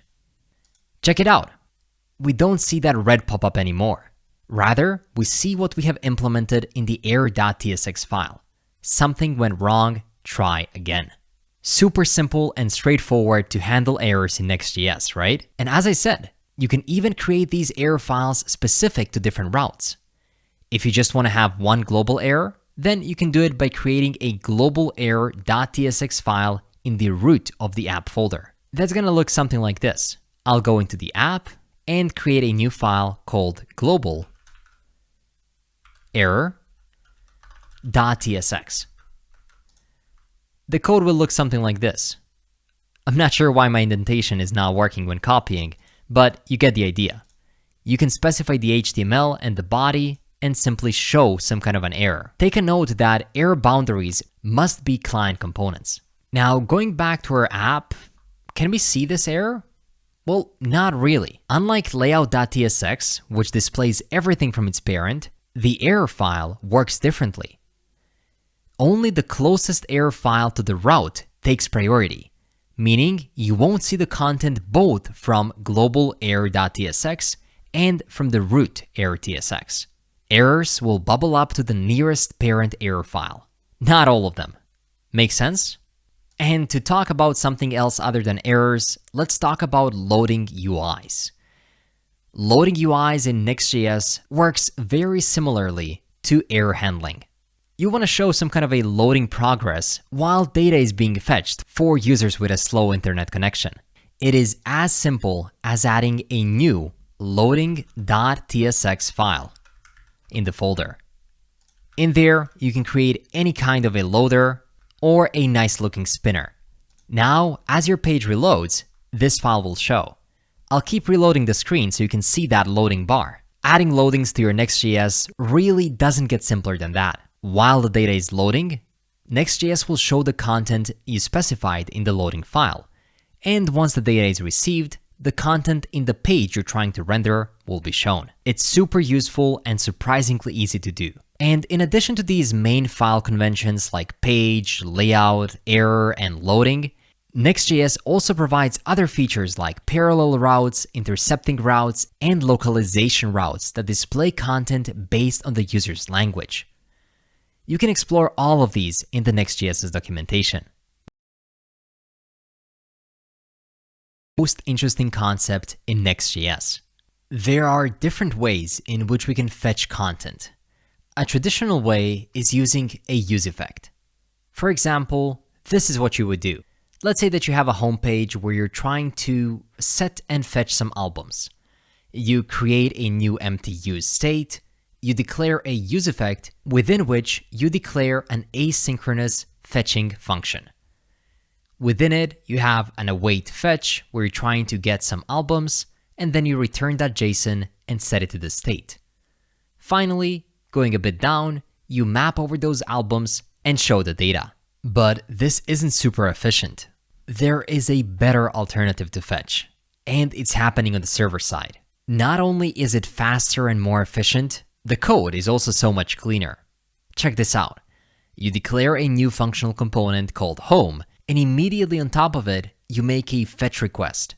You check if it fails. If it doesn't, you simply declare it and set its response.json to the albums variable. You map over it and display the details. Go ahead, Pause this video and test it out. You don't necessarily have to do all the styles, but you can at least try to fetch the data, map over the albums, and show each album's title. If you do it, visit the website and see if it works, you'll not see anything. You'll have to refresh to see the result. And it's not because HMR is not working, but rather HMR is caching your content. In latest versions of Next.js, there is a new feature called Server Components HMR Cache that allows you to cache fetch responses in server components across hot module replacement refreshes in local development. What this means is you'll have faster responses and reduced costs for build API calls. But now, coming back to the difference between server-side fetching versus client-side fetching, first of all, you'll notice the code difference between the two strategies. With server-side fetching, you wrote fewer lines of code, which improves the DX, developer experience. But that's not the only benefit. Server-side fetching has so many more benefits, like improved initial load time. As server-side data fetching allows the page to be rendered with the data already included, it reduces the time to first contentful paint, FCP. In the client-side example, the user sees an empty page until the data is fetched and then rendered. The second and most important benefit of server-side fetching is better SEO. Search engine crawlers can more easily index content rendered on the server as the content is already provided in HTML format. In contrast, client-side fetching may result in content not being visible to crawlers right away, since it first needs to be fetched and then displayed on the UI, which can negatively impact your SEO. Next, not only is the code shorter, but the logic is simplified. Server components allow you to keep data fetching logic on the server closer to your data source. This can simplify your component logic and reduce the need for useEffect and useState hooks. And the next benefit is not that easy to understand at first, and it is automatic request deduplication. Next.js provides that automatic request deduplication when fetching data on the server, which can improve performance and reduce unnecessary API calls. Basically, request deduplication makes sure that when the same data is requested multiple times at once, only one request is sent. It stops duplicate requests from being made. And when talking about benefits of the server-side fetching versus client-side fetching, I really can't miss on improved security. Keeping API calls on the server allows you to better protect sensitive information like API keys, which should never be exposed on the client side.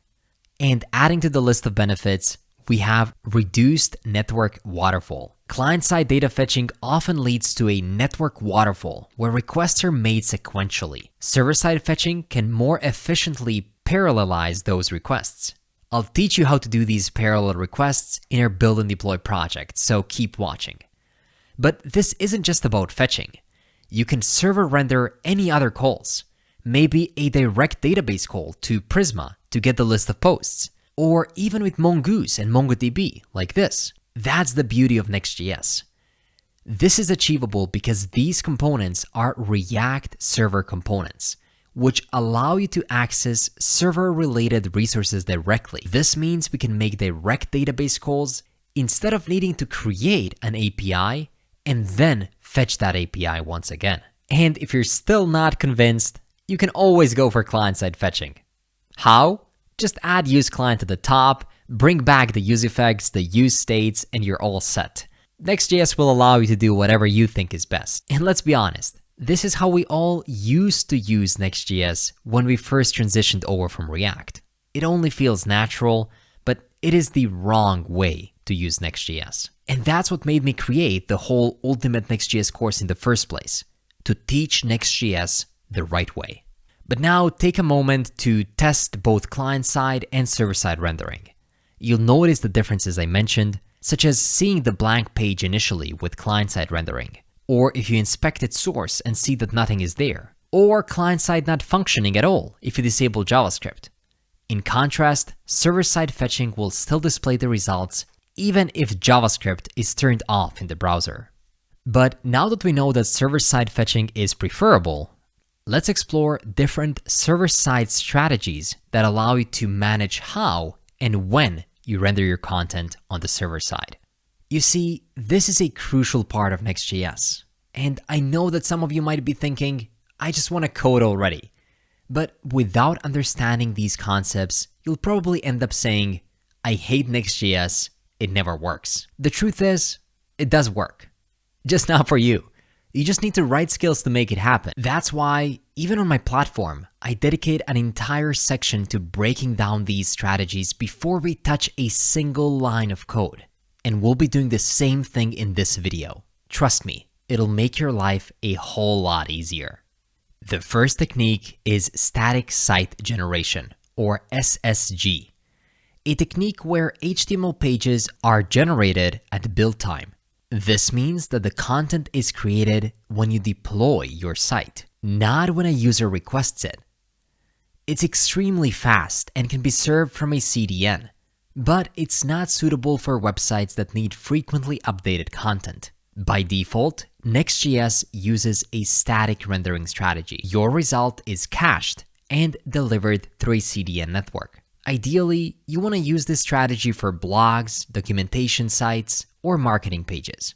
But in many cases, you'll have to go for incremental static regeneration, or ISR for short.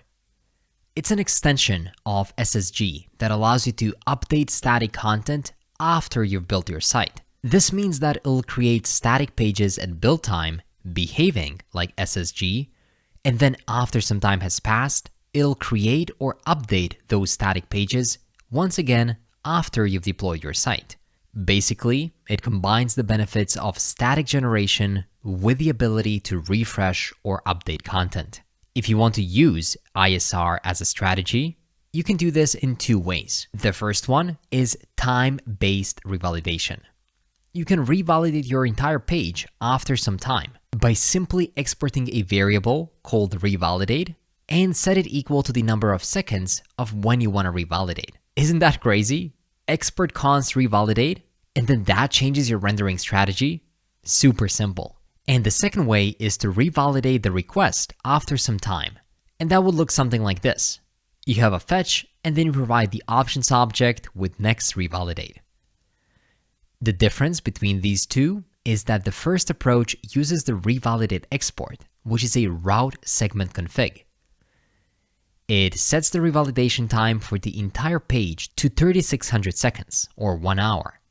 This means that the entire page, including all data fetches within it, will be revalidated every hour. While the second approach uses the next revalidate option in the fetch function. It sets the revalidation time specifically for this data fetch to 1 hour. This means that only this particular data fetch will be revalidated every 3600 seconds.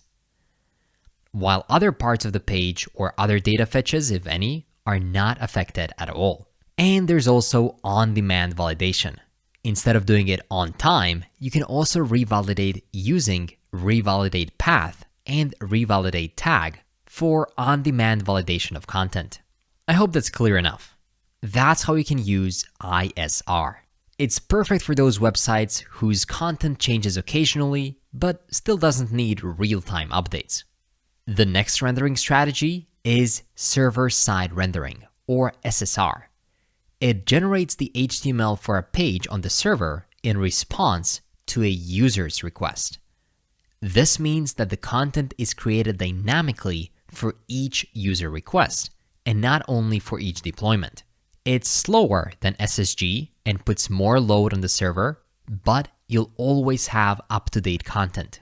This is ideal for highly dynamic content or pages that need real-time data. Similar to what we did with ISR, you can use the same configs for SSR. For time-based revalidation, instead of setting it to some random number of seconds, you simply set it to 0, telling Next.js to render the page every time the user requests it. And if you only want to do it for specific requests, you can use the cache no store or set the revalidate to 0 there. And same thing happens with the on-demand validation, like revalidate path and revalidate tag. You can learn more about them in the documentation. But so far, everything is super intuitive. And finally, there's the partial pre-rendering, PPR. It's a new rendering model that combines static and dynamic rendering. It allows you to render a static shell of a page while streaming dynamic content. The key difference with PPR is that it allows for a hybrid approach within a single page, unlike other strategies that work on a page level. Here's how PPR works. During build time, Next.js generates a static shell of the pages.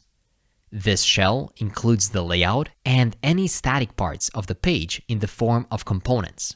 This static shell includes placeholders for dynamic content. We do it by wrapping dynamic components in a suspense tag. When a user requests the page, the static shell is served immediately, and then the dynamic content is streamed in as it becomes available. So what does this mean? Well, with PPR, you can have static components, dynamic components, and components that are partially static and partially dynamic, depending on what you need. You'll actually learn about all of these strategies in action in the application you'll develop today. So for now, let's keep going. We're almost there and ready to start building the app. Off with front-end stuff, optimization, caching, performance, and all that. It's time for some backend work. If you've ever done some backend, even creating a simple hello world from server message requires a fair bit of setup. It involves setting up a project, installing necessary packages like Express for Node, writing server code, setting up Express, the port, and then making that port listen, running it, and then deploying it using some paid or free service so you can finally use it on the front end.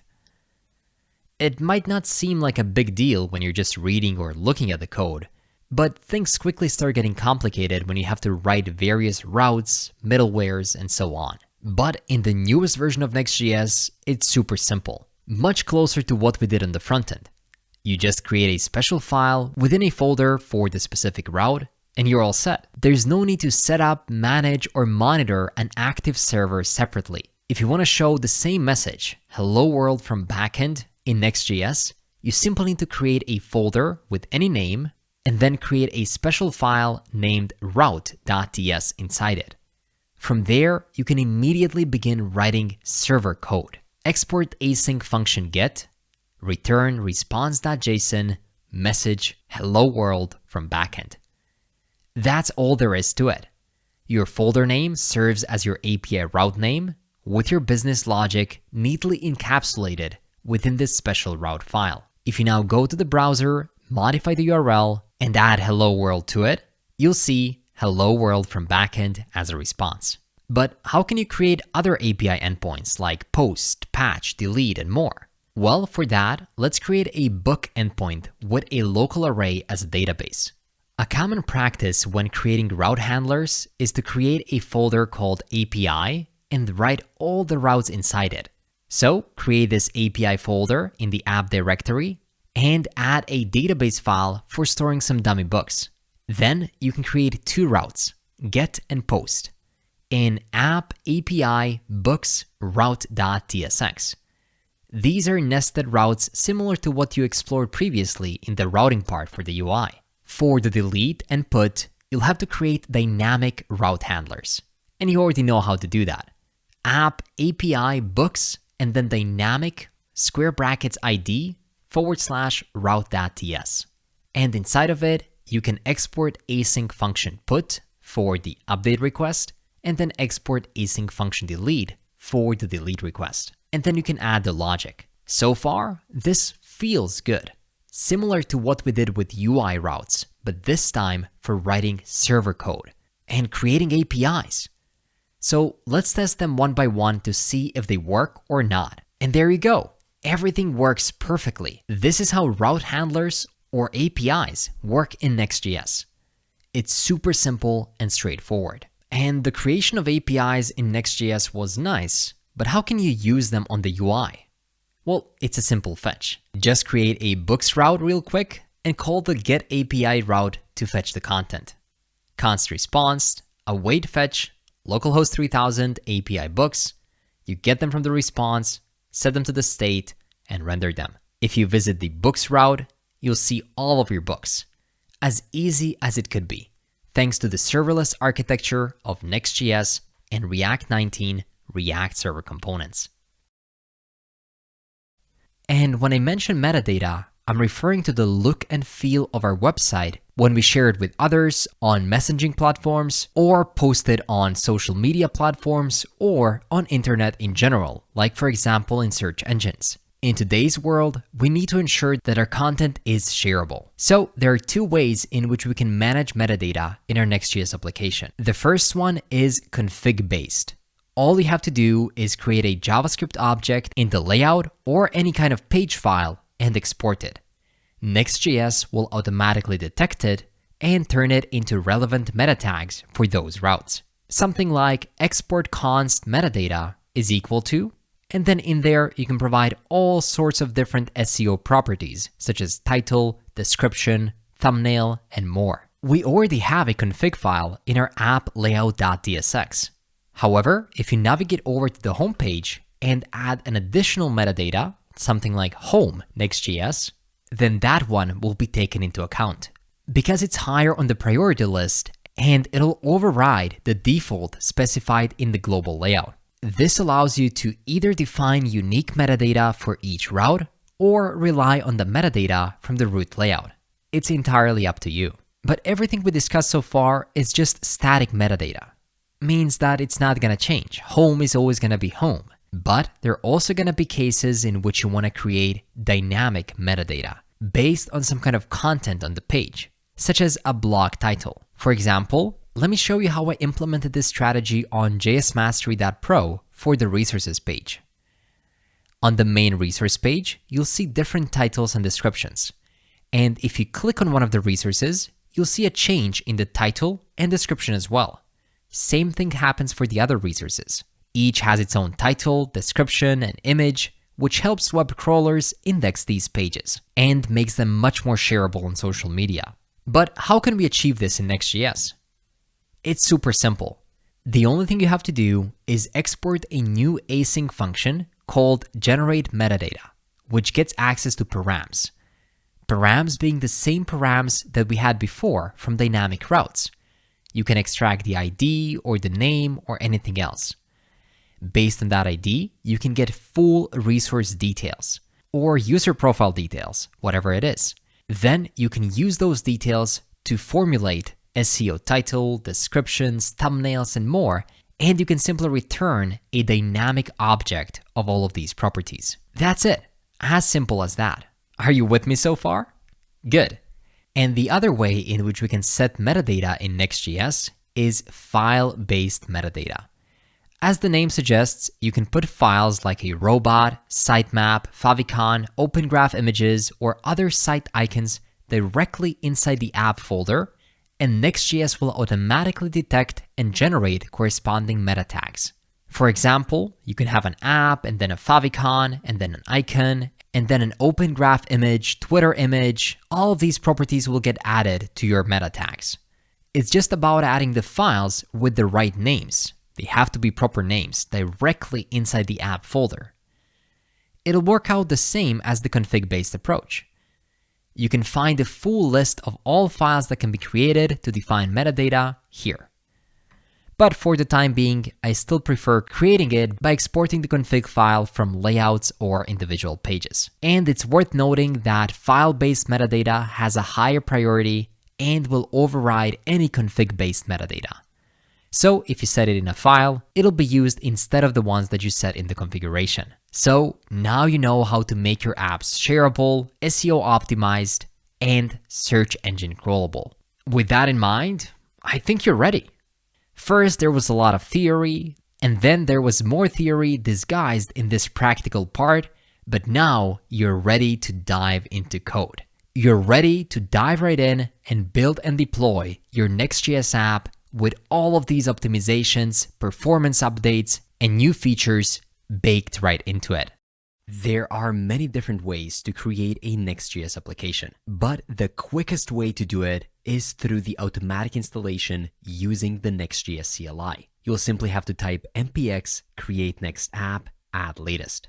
Then head over into your text editor or IDE, and I suggest to use a built-in terminal right within it. You can paste that command or just type npx create-next-app, and then what matters is whether you're already in an existing folder or not.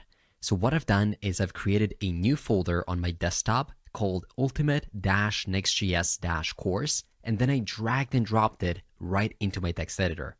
If you did the same, then you'll need to add a / at the end to create the Next.js application within that selected folder. Else, if you're creating it in your general environment, you can just enter your app name, such as devflow right here, and then it'll create a new folder for you. Once you're sure what you want to do, press enter, and it'll ask you whether you want to install the Next.js CLI, so say Y, yes, and then you'll be prompted to answer a couple of questions. First one being, do you want to use TypeScript? Of course, I'll go with yes. The second one, do you want to use ESLint? Well, that's another yes, of course. Since Tailwind is popular for styling applications, and since we'll be using the latest version of Tailwind CSS, I'll definitely say yes. It'll also ask you if you want to organize your code inside of a source folder. The default option is no, so I'll go with that, but this is more of a preference rather than a feature. We will go for the recommended use of the app router. This is important as it's one of the key features of Next.js. If you select no here, a lot of the Next.js features won't work. You'll get the pages router instead, but we want to use the new app router. Next, it's asking us about TurboPack. It's a next generation bundler written in Rust, designed as a successor to Webpack. It offers faster startups, quicker updates, and improved memory efficiency. So I'll go with yes. It's asking us whether we want to customize the import alias. I prefer to keep it as it is, so I'll say no and press enter. And that's it. You're done. As you can see, Next.js is now installing only 3 primary dependencies: React and React DOM that Next.js is built upon, and then the Next.js library itself. It's also adding additional dev dependencies such as TypeScript, different types, ESLint, and Tailwind CSS. And within a few seconds, our application has been initialized. So let's explore the file and folder structure together. Starting from the bottom and moving our way up, I want you to feel comfortable within this file and folder structure so that at any point in time, you know what each file and folder does, so you truly own your codebase. Let's start with tsconfig.json. This is a configuration file for TypeScript. It defines what should be type checked, ignored, and the other rules to follow. Then there's the readme.md, which is a simple markdown file that explains how to run the project and provides additional information about your project. Later on, we'll clean this up and put the information about your app right within here. Then there's the post-CSS config.mjs, which is a configuration file for post-CSS, which is a tool used to process CSS with different plugins. You can see here that it mentions Tailwind CSS as a plugin, which allows you to use its utility-first classes in this project. Then there's the package.json, which contains all of the app's dependencies and scripts. Some of the main scripts are the dev scripts, which starts Next.js in development mode with hot module reloading, error reporting, and more. This is what we'll be using most often. You can also create an optimized production build of your application using the build command. And then there's also start, which starts Next.js in production mode. Then there's the package lock.json file. It's a file that locks the versions of dependencies and their subdependencies, ensuring that everyone working on the same project uses the same exact versions. Don't delete it. It serves its purpose by ensuring that other people that run your project can run it just as you can. Next, there's the nextconfig.ts, which allows you to configure Next.js features, such as experimental options, image settings, build settings, and more. We'll dive into it, of course, later on as we dive deeper into the course. There's also the nextenv.d.ts, which is a TypeScript declaration file for Next.js. And as it says right here, this file should not be edited. It is specifically for Next.js. Then there's the eslint.config.mjs file, which is used for configuring ESLint. .mjs stands for module JavaScript, which is used to explicitly indicate that the file is using ES modules, a modern module system in JavaScript. which makes sure that it can use the import and export statements from ES6 Plus syntax. Then there's the git ignore for git files and folders you want to ignore and not push to production.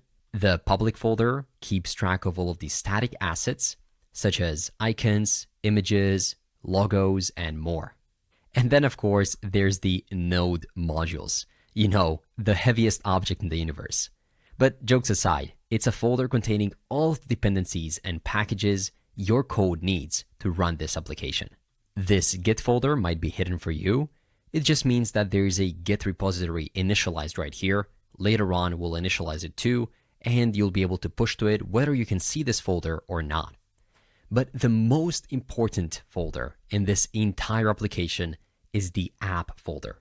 You'll primarily work within this folder to implement most features, including pages, API routes, and more. But before we dive into this folder's details, let's first run the application by running npm run dev. This will spin it up on localhost 3000. So to follow it, simply command click it, and it'll open up on localhost 3000, and you should be able to see something that looks like this, which is the Next.js's boilerplate page. The app folder contains the favicon, which is a little icon displayed on the tab of your browser. Then there's the globals.css file where you can define your Tailwind CSS theme and write custom CSS or additional Tailwind CSS utilities. Anything CSS or Tailwind CSS related will go right here. By default, your editor might show you a zigzag line over Tailwind CSS import saying unknown rule add Tailwind CSS. It's not an issue, but an editor file type. So at the bottom of your VS Code, if you're using it, you can see the CSS as the file type. So click it and change the type to Tailwind CSS. That way, it will nicely recognize it and the warning should be gone. The next file within the app folder is the layout.tsx file. This is the main entry point of your application. Anything that you do here will be applied across all pages and routes. That's exactly why here we import different fonts, styles, and metadata. For example, let's change the metadata from create next app to something like hello Next.js. I'll even put a little wave emoji right here. Now, if you visit your browser and check out your tab, you should see hello Next.js. And finally, there's a page.tsx. And this file represents your homepage or the / route of your site. Currently, it contains some boilerplate code by default, but let's remove everything by pressing Command A and then removing it, and then simply type RAFCE. This stands for React Arrow Function Export Component, and it is a snippet that automatically creates a new React Arrow function. So I will simply make it say home, and nowadays the React imports are not needed, so it can look like this. If this snippet didn't work for you, that must mean that you don't have the ES7 Plus React Redux React Native Snippets extension installed, so after you install it, you should be able to run it, or just type it out manually. Now here, we can say the same thing as we said in the title. Welcome to Next.js. As a matter of fact, I'll put this within an h1 tag, and I'll also give it a wave emoji, and a class name equal to text-3xl, text-violet 700, and font-black. If you save it and go back to the browser, you'll see the changes instantly on the site thanks to the HMR or the hot module replacement. So now that our application is functional and we can see something in the browser, and now that you know how you can initialize new Next.js applications and that you understand the full file and folder structure, we are ready to continue to the next lesson. Great job! Let's talk about Git and GitHub. Git tracks changes in your code, letting you manage versions and collaborate. GitHub, on the other hand, is an online platform for storing and sharing your Git repos. But Git and GitHub are not just for teams. It's super important to learn them even when working on your own, as they can help you keep backups of your code, track your progress, and easily roll back changes if you mess something up. And trust me, it'll happen. This is a big project and you want to stay on the safe side. Plus, It'll prepare you for future collaboration with teams. Now, I know that it might seem like we're doing things the other way around by immediately creating a GitHub repo for this project. I'm sure that you typically code out the entire project and only then push it to GitHub. And I do that sometimes too, but don't tell anyone. But trust me, from experience, I can tell you that is not the way in which you should be doing things. It's just wrong, as it defeats the whole purpose of source control. Throughout this course, we'll constantly create new commits and push them to GitHub. That way, you'll be able to check out the state of the codebase for each individual lesson. So now, let's go together through the process of creating the repo so I can show you exactly how I'll be pushing the code throughout the rest of the course and exactly where you can find the state of the codebase for each individual lesson. First things first, head over to github.com, create an account if you don't have one already, and then click this little plus icon at the top and choose New Repo. Once you're there, you can choose the name of your repo. In this case, I'll go JS Mastery Pro _devflow. I'll leave it public so all of you can see it, and I'll initialize it without a README.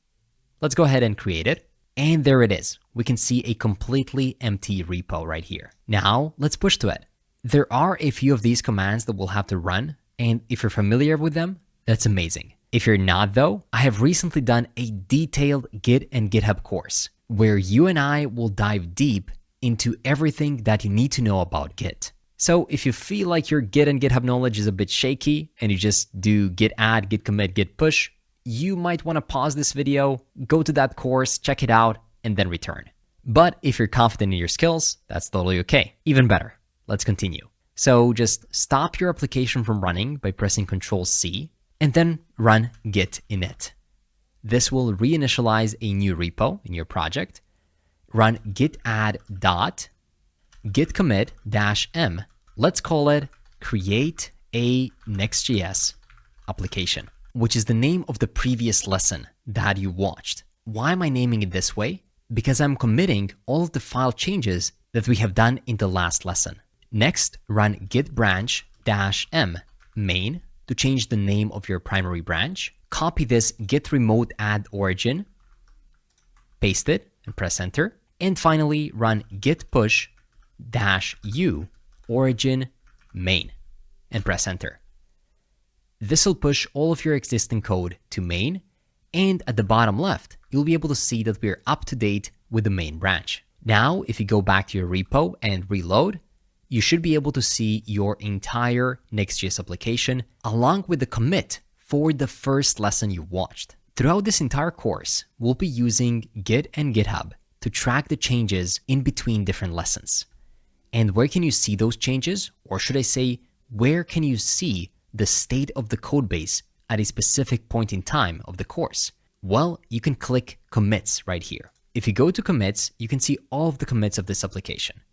First, we have the initial commit from create next app, and then we have the second commit for our second lesson, create a Next.js application. I've got to tell you something, and this is super important, so take notice. You most likely will get stuck once, twice, or many times throughout this course. It's a long and complicated course. And you wouldn't believe me when I tell you what the most common reason for getting stuck watching this course is. Can you guess? It is a simple typo. Yes, we all make them. Like if you go in your code and you misspell something, sometimes it's not even going to be a variable like this, that it's going to alert you that you misspelled metadata. Even though in this case, it's not alerting me at all because it's the name of the variable, right?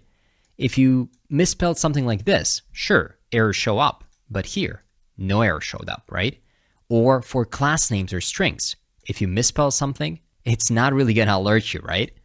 So for these types of things, these kinds of tricky typos are the most common way that you're not getting the expected result that you see in the course. How do we fix those?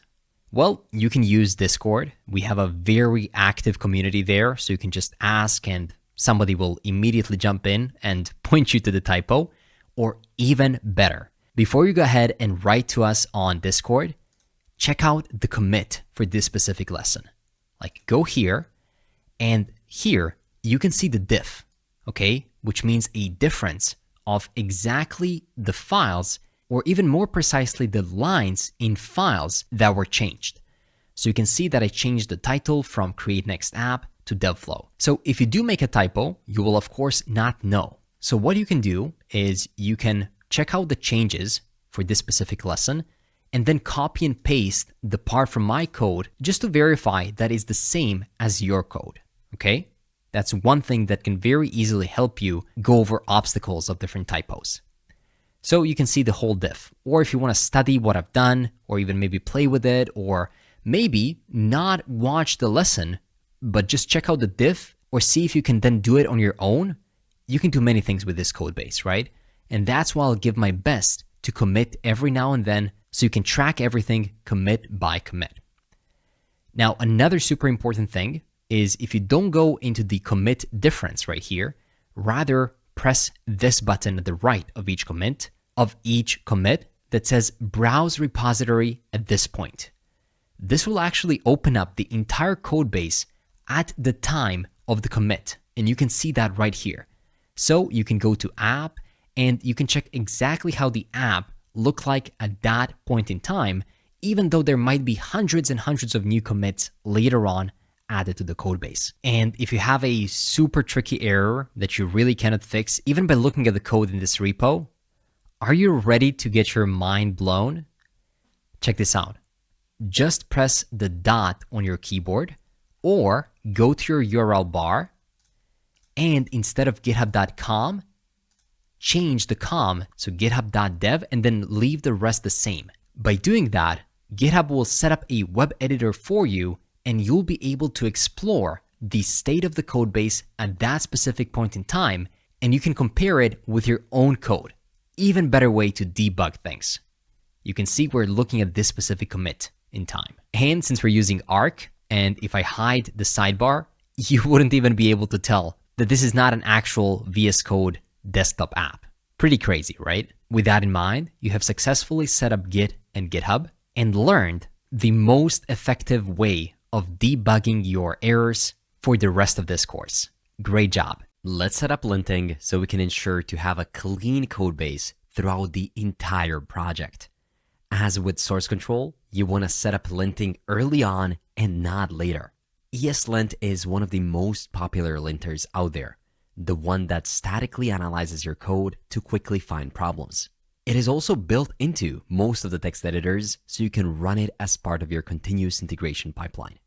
Basically what it does is you hover over something and it quickly finds problems for you. If you check out your file explorer, you'll see that there's already an eslint.config.mjs file right here, and it already extends some core configurations, such as the Next.js core web vitals and Next TypeScript. Leave these two in, as they'll warn you about writing code that affects the core web vitals, as well as your general consistency and type safety. But these are just the defaults. So I'll show you how you can add another ESLint configuration for consistent code styling, as the default Next configuration doesn't do much to help you improve the quality of your code base.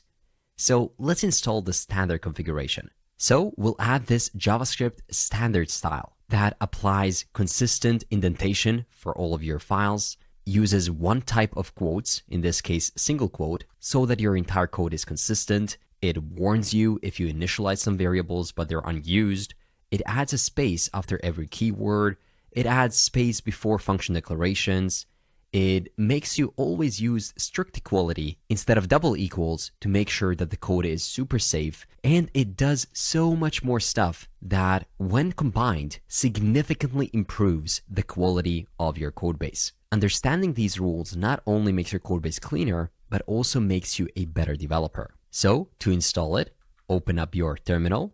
I'll actually open up a new one so we can run additional commands right here.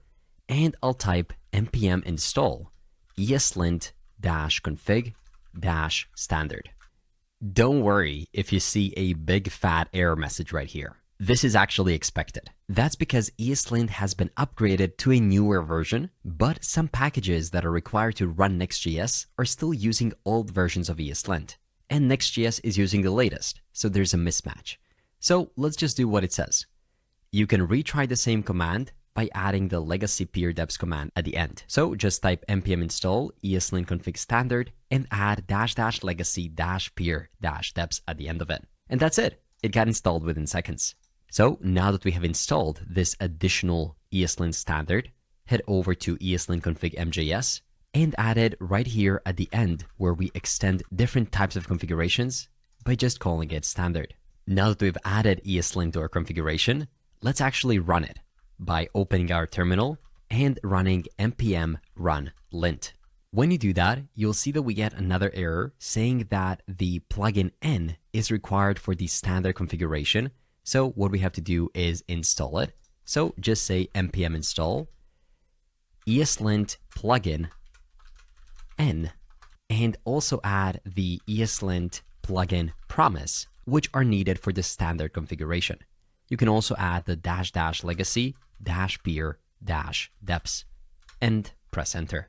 Once these two additional packages get installed, you can rerun the npm run lint command, and now you'll see a bunch of errors. Just what we needed, right? But yeah, technically it is, right? That's exactly what we're using the linter for. For example, the standard code style wants us to use single quotes rather than double quotes for strings. Now, you might be asking why, and you might be questioning every single one of these rules. I'll give you a short answer and a quick tip, and that is don't. Don't question it. I used to do the same thing when I was starting to learn to code, but then I learned that these rules are there for a reason. And it could take you about a year or 2 years to fully see that reason, but once you see it, you'll see, oh, now I understand why it's there. So sure, you can question it from the start and find out the reason why it's there, or just trust it and immediately improve your code base. Now, we'll focus on fixing these errors later on. As a matter of fact, I'll show you how your IDE or text editor can fix them automatically on its own, so you don't have to go ahead and change every single line. But before we do that, let's further improve our ESLint configuration to truly make our code bases production ready. We'll add a Tailwind CSS ESLint configuration.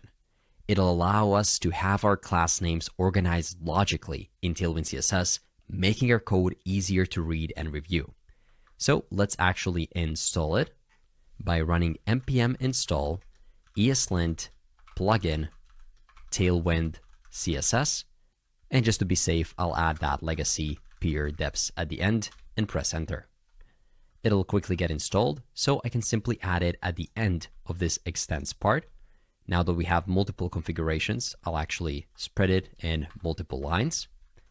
And at the end, I'll add a plugin, Tailwind CSS recommended. Now, alongside our linter called ESLint, there's also prettier, and devs often confuse those two. See, ESLint is a linter, but prettier is an opinionated code formatter, and it actually works in tandem with ESLint. Each one serves its purpose. Prettier will auto-format your code on save. No need to discuss style in code reviews, and it saves you time and energy. So let's set it up. And not only do we have to set it up, but we have to make it work seamlessly with ESLint, because the two often run into conflicts. So let's first install the ESLint config prettier, -- legacy -peer-deps. Head back into your config and add it at the end. Just prettier. This package will remove all ESLint rules that could conflict with prettier ones.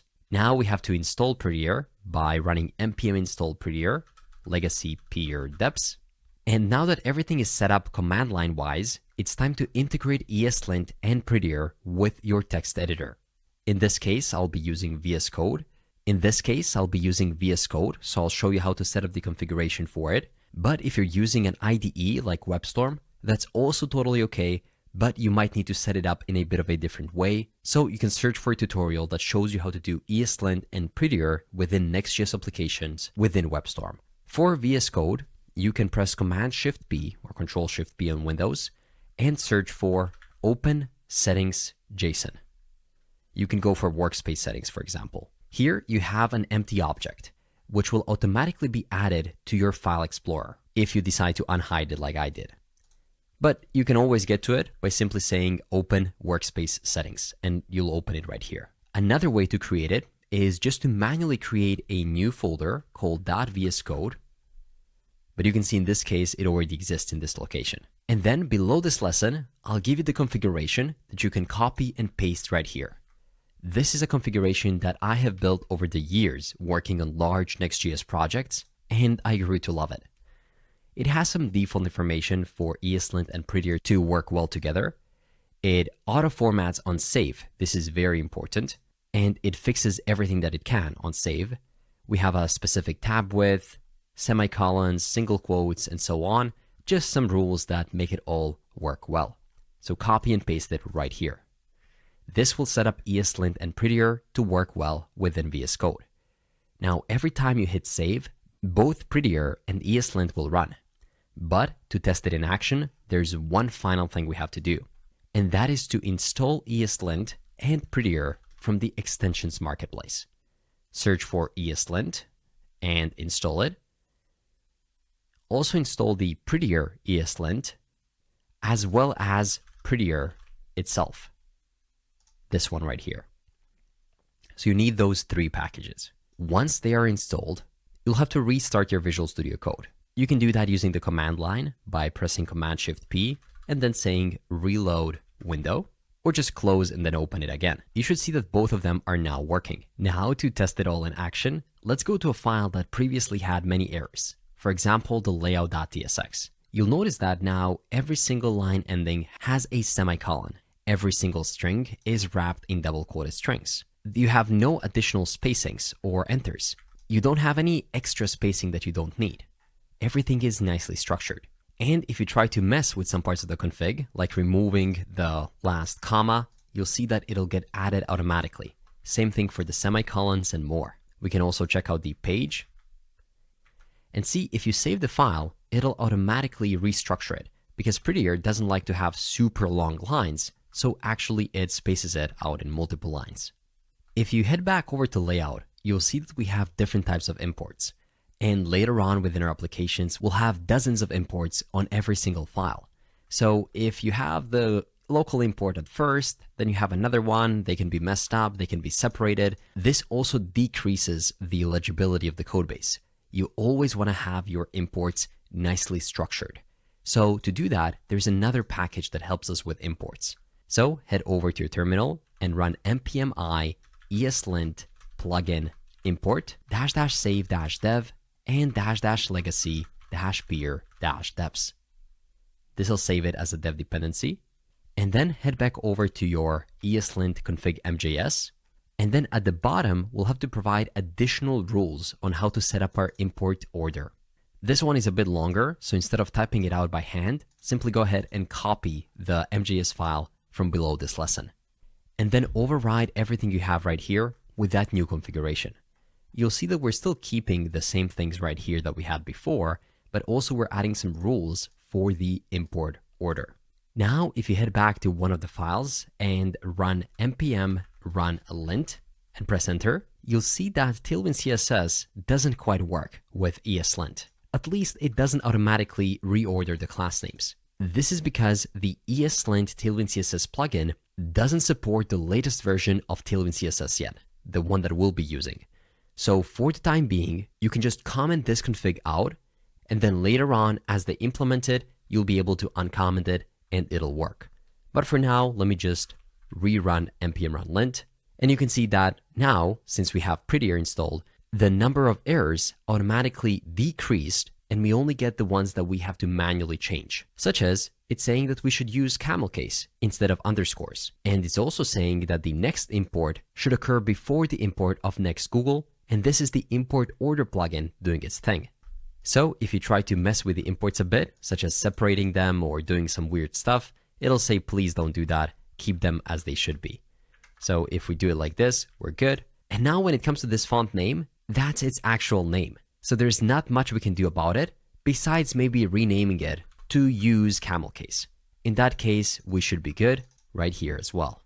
Perfect.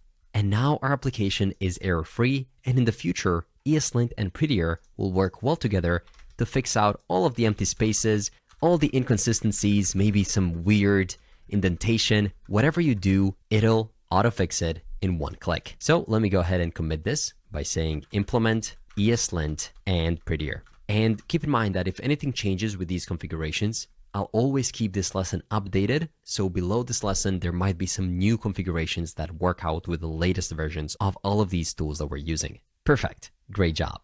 And I just want to let you know that if something didn't work for you, don't worry about it. Setting up linters and formatters can be a real pain in the ass, so we can always tweak it a bit on the go. Point, the typical naming was .eslint.json, but now it has been modified to eslint.config.mjs.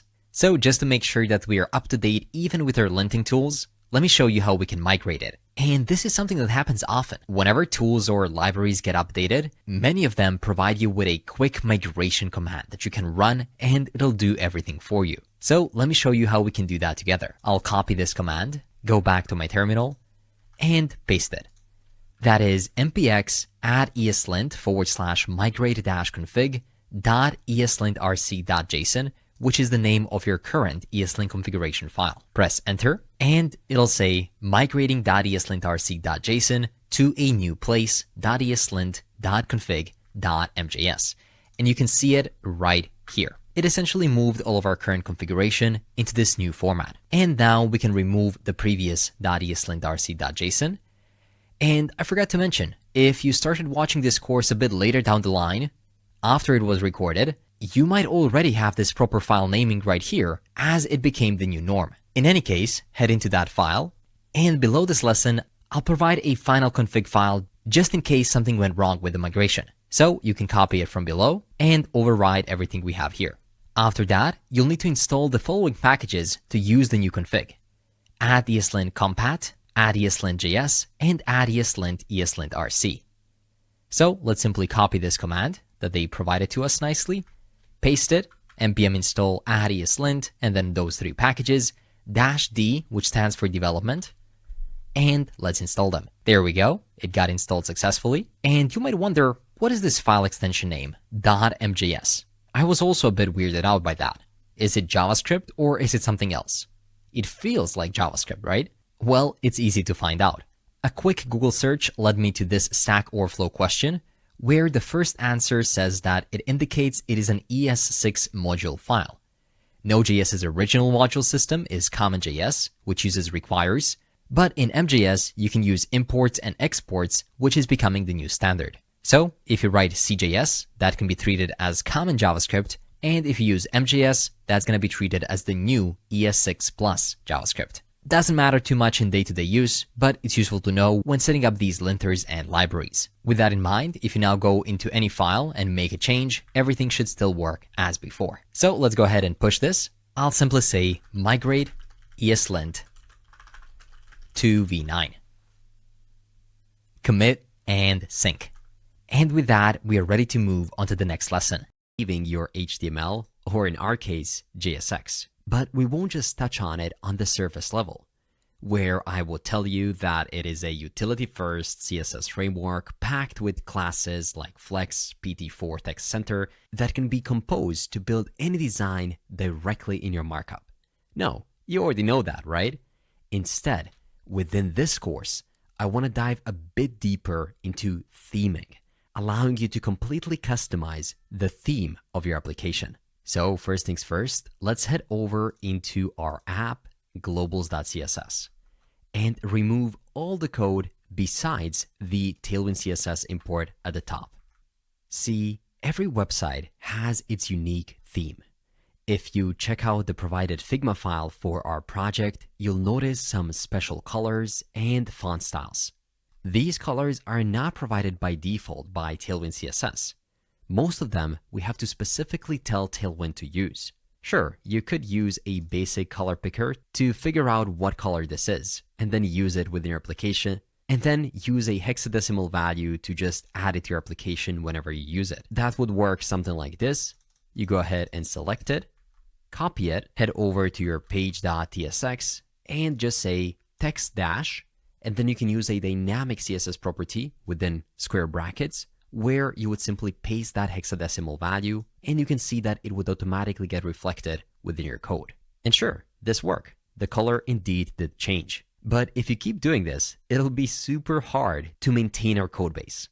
And if you decide to change the color and you want to use something else, well, it's going to be so hard to find every place we're using it and then change it. So to avoid using these inline styles, we need to tell Tailwind no which colors must be present in our palette so that we can specifically mention their name. Instead of overriding the Tailwind CSS default theme, we can extend it. And with the latest versions of Tailwind CSS, you can do it directly within the CSS file. So head over here and say add theme, and then do a --color -light -500, and then you can attach a specific hexadecimal value to it, such as 7B 8E C8. This is one of the colors that I found right here within our style guide. And now using that color within our page.tsx is much easier. You can just say text-light 500 and Tailwind will automatically know what color is that. Now the next step is to find all of the colors we're using across the application. And if you don't have a good designer, you'll have to manually go ahead and find them right here by clicking until you click all of them. But if you have a good designer like Faizan that created this design for JavaScript Mastery, you'll be able to find all of the colors in one place. So it's going to be much easier to take them and put them within your Figma config. I'll provide you with this theme just below, just so you don't have to manually go ahead and copy each one. It'll look something like this. All of the colors in different variants, dark and light. But this is not where theming ends. We can do the same for other properties, like spacing maybe, if you want to define how many pixels you want to have for margins, paddings, and more. So you can do that just by saying --spacing -30, and then you can say that maybe that's going to apply a spacing of 30 pixels. Similar thing applies for border radiuses, box shadows, media queries, and anything else. But the best way to know how to customize something is just to visit their documentation and simply type what you want to customize. Somewhere at the end of each one of these pages, you'll see a theme telling you what you can customize, be that width, text background, or breakpoints. Now, understanding Tailwind is one thing, but mastering it is another. And it definitely falls out of the scope of this course. So while I'm recording this, we're also working on a pro Tailwind CSS course where we're going to dive super deep into everything that Tailwind offers. Maybe it's already live, in which case you can just find it somewhere below, or if it's not, don't worry about it. In the next lesson, we'll dive a bit deeper into Tailwind CSS theming for our Dev Overflow project as well. Before we do that, just make sure to finalize this theming configuration by copying the final one from below if you haven't already. It'll contain some radiuses, some background images, breakpoints, and everything else that we'll consistently use across our application. So let's focus on more detailed theming in the next lesson. In the previous lesson, we have set up our Tailwind CSS theme, but sometimes having just the theme itself isn't enough, because you might want to have some parts of the code where the styling is crazy detailed. Like this div right here that says Tailwind CSS is fun. Sure, we have a nice looking centered rectangle card, but this code is a bit of a mess. And in such cases, to avoid that mess and to keep the code clean, you can either use CSS directives in a CSS file or use the Tailwind layer directive, which allows you to add base styles to your application by defining how specific elements should look like by default so that you don't have to add everything to your JSX. For example, we had a card here, right? Would be cool that that card was already defined within the CSS file so that whenever we use it, we can just say card. Pretty cool, right? There are three main directives. The first one is add layer base, allowing you to define foundational styles like resets for different elements. Maybe you wanna set the margin or padding of a body to 0, or change the default color of an anchor tag.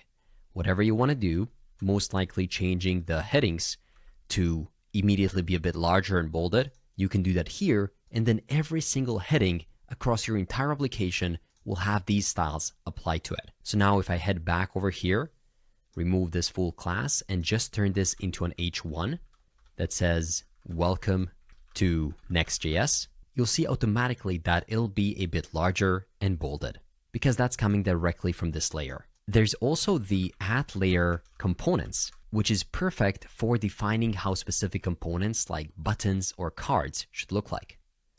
Remember this crazy card I created right here? Well, we can take that class name, remove it from here, and add it as a component by saying .card, apply, and then we can apply all of those class names that we before had in our JSX, or in this case, it's a TSX file, and now you can just say card right here. So if you head back to the browser, same output, but a significantly easier to understand page.tsx file. And finally, there's the add layer utility, which allows you to define some utility classes like background colors and more, which you can reuse across all different files and components, like margins, paddings, or background colors. We'll do the same thing in our application by turning the most commonly used styles into custom styles with the help of layer directives. One of the most common styles that we want to reuse are typography styles. You can see here that we have a very bold H1.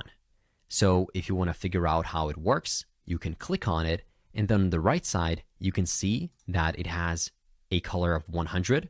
It is an H1 bold color, and it has some different properties attached to it as well. And then as we go further, you can see that different headings have different properties. Okay, so how can we do it for all of our heading styles? Well, I'll delete these layer components and utilities, and we'll focus on layers base because this is where we have our headings. Instead of just applying text to Excel and font bold, I'll actually beef it up a bit by saying text 30 pixels, font bold, leading 42 pixels, and the tracking tighter, which are some properties that I could have extracted right here from Figma by reading out all the properties about this specific text element. The leading is available right here. I think it's 42, and tracking is packed, I think right here, considering that it has a lower letter spacing of -1 pixels. So it's a bit tighter, right? Now you can go ahead and copy the styles for all of the other headings. But again, to speed things up, because this is a lot of repetitive code, I'll just provide it for you below this lesson. You can put these as an extension of the Tailwind base utility, or you can also provide them as class names. So in this case, a new utility class, because for some, you can notice that it's not going to be just one element. You might have two specific elements for each one of the headings. So it's better to have it as a class name rather as an automatic style applied to the H2. So now if I head back over here, if I wanted to get those styles, I'll create an H1 element, put the Tailwind CSS right within it, at least this text, and then I can give this H1 a class name and just say H1 bold. And you can see how prettier and ESLint automatically positioned this for me. And I'll remove the card because we no longer have that code. So if I head back, you can see that now it follows the same exact styling that we have right here within our Figma. Now within this application, there are also many background related utility classes that we could add. You can see, for example, that this filter or this tag have some kind of a background. Same thing for some of the other elements like this sidebar. So if you show the styles for it, you'll notice that this sidebar is actually a set of different colors. It has light 100 for the text. It has a dark 400 as the background and some other gradients as well. So how would we turn this into a utility class? Well, it would look something like this. You could go to the bottom and say utility, background, light 850, dark 100, and then apply a light background and dark text. Or it could be some other variations of those colors. But you'll see me use this background light something and then dark something else a lot, because this will allow us to automatically make your application both light and dark mode capable. Once again, if you want to check out how to do these things in depth on your own, there's going to be a video somewhere below this lesson that you can check out. But I will also leave the entire globals.css, so you can just copy and paste it here. And this will contain a lot of different utility classes that are going to make the styling of our application that much more seamless. Typically, it will be a pain in the ass to write all of this within JSX, but with new Tailwind, it's much easier. Oh, and I'm also using a package here for Tailwind CSS typography. So to make our code work with it, we need to install it by running npm install -d at Tailwind CSS /typography. And of course, don't forget the --legacy -peer -deps. Whenever this happens, don't be scared. Again, it's just due to the mismatched versions of ESLint and other packages in our Next.js application. So with that in mind, we have successfully not only set up Tailwind, but dove a bit deeper into theming our applications with it. Great job.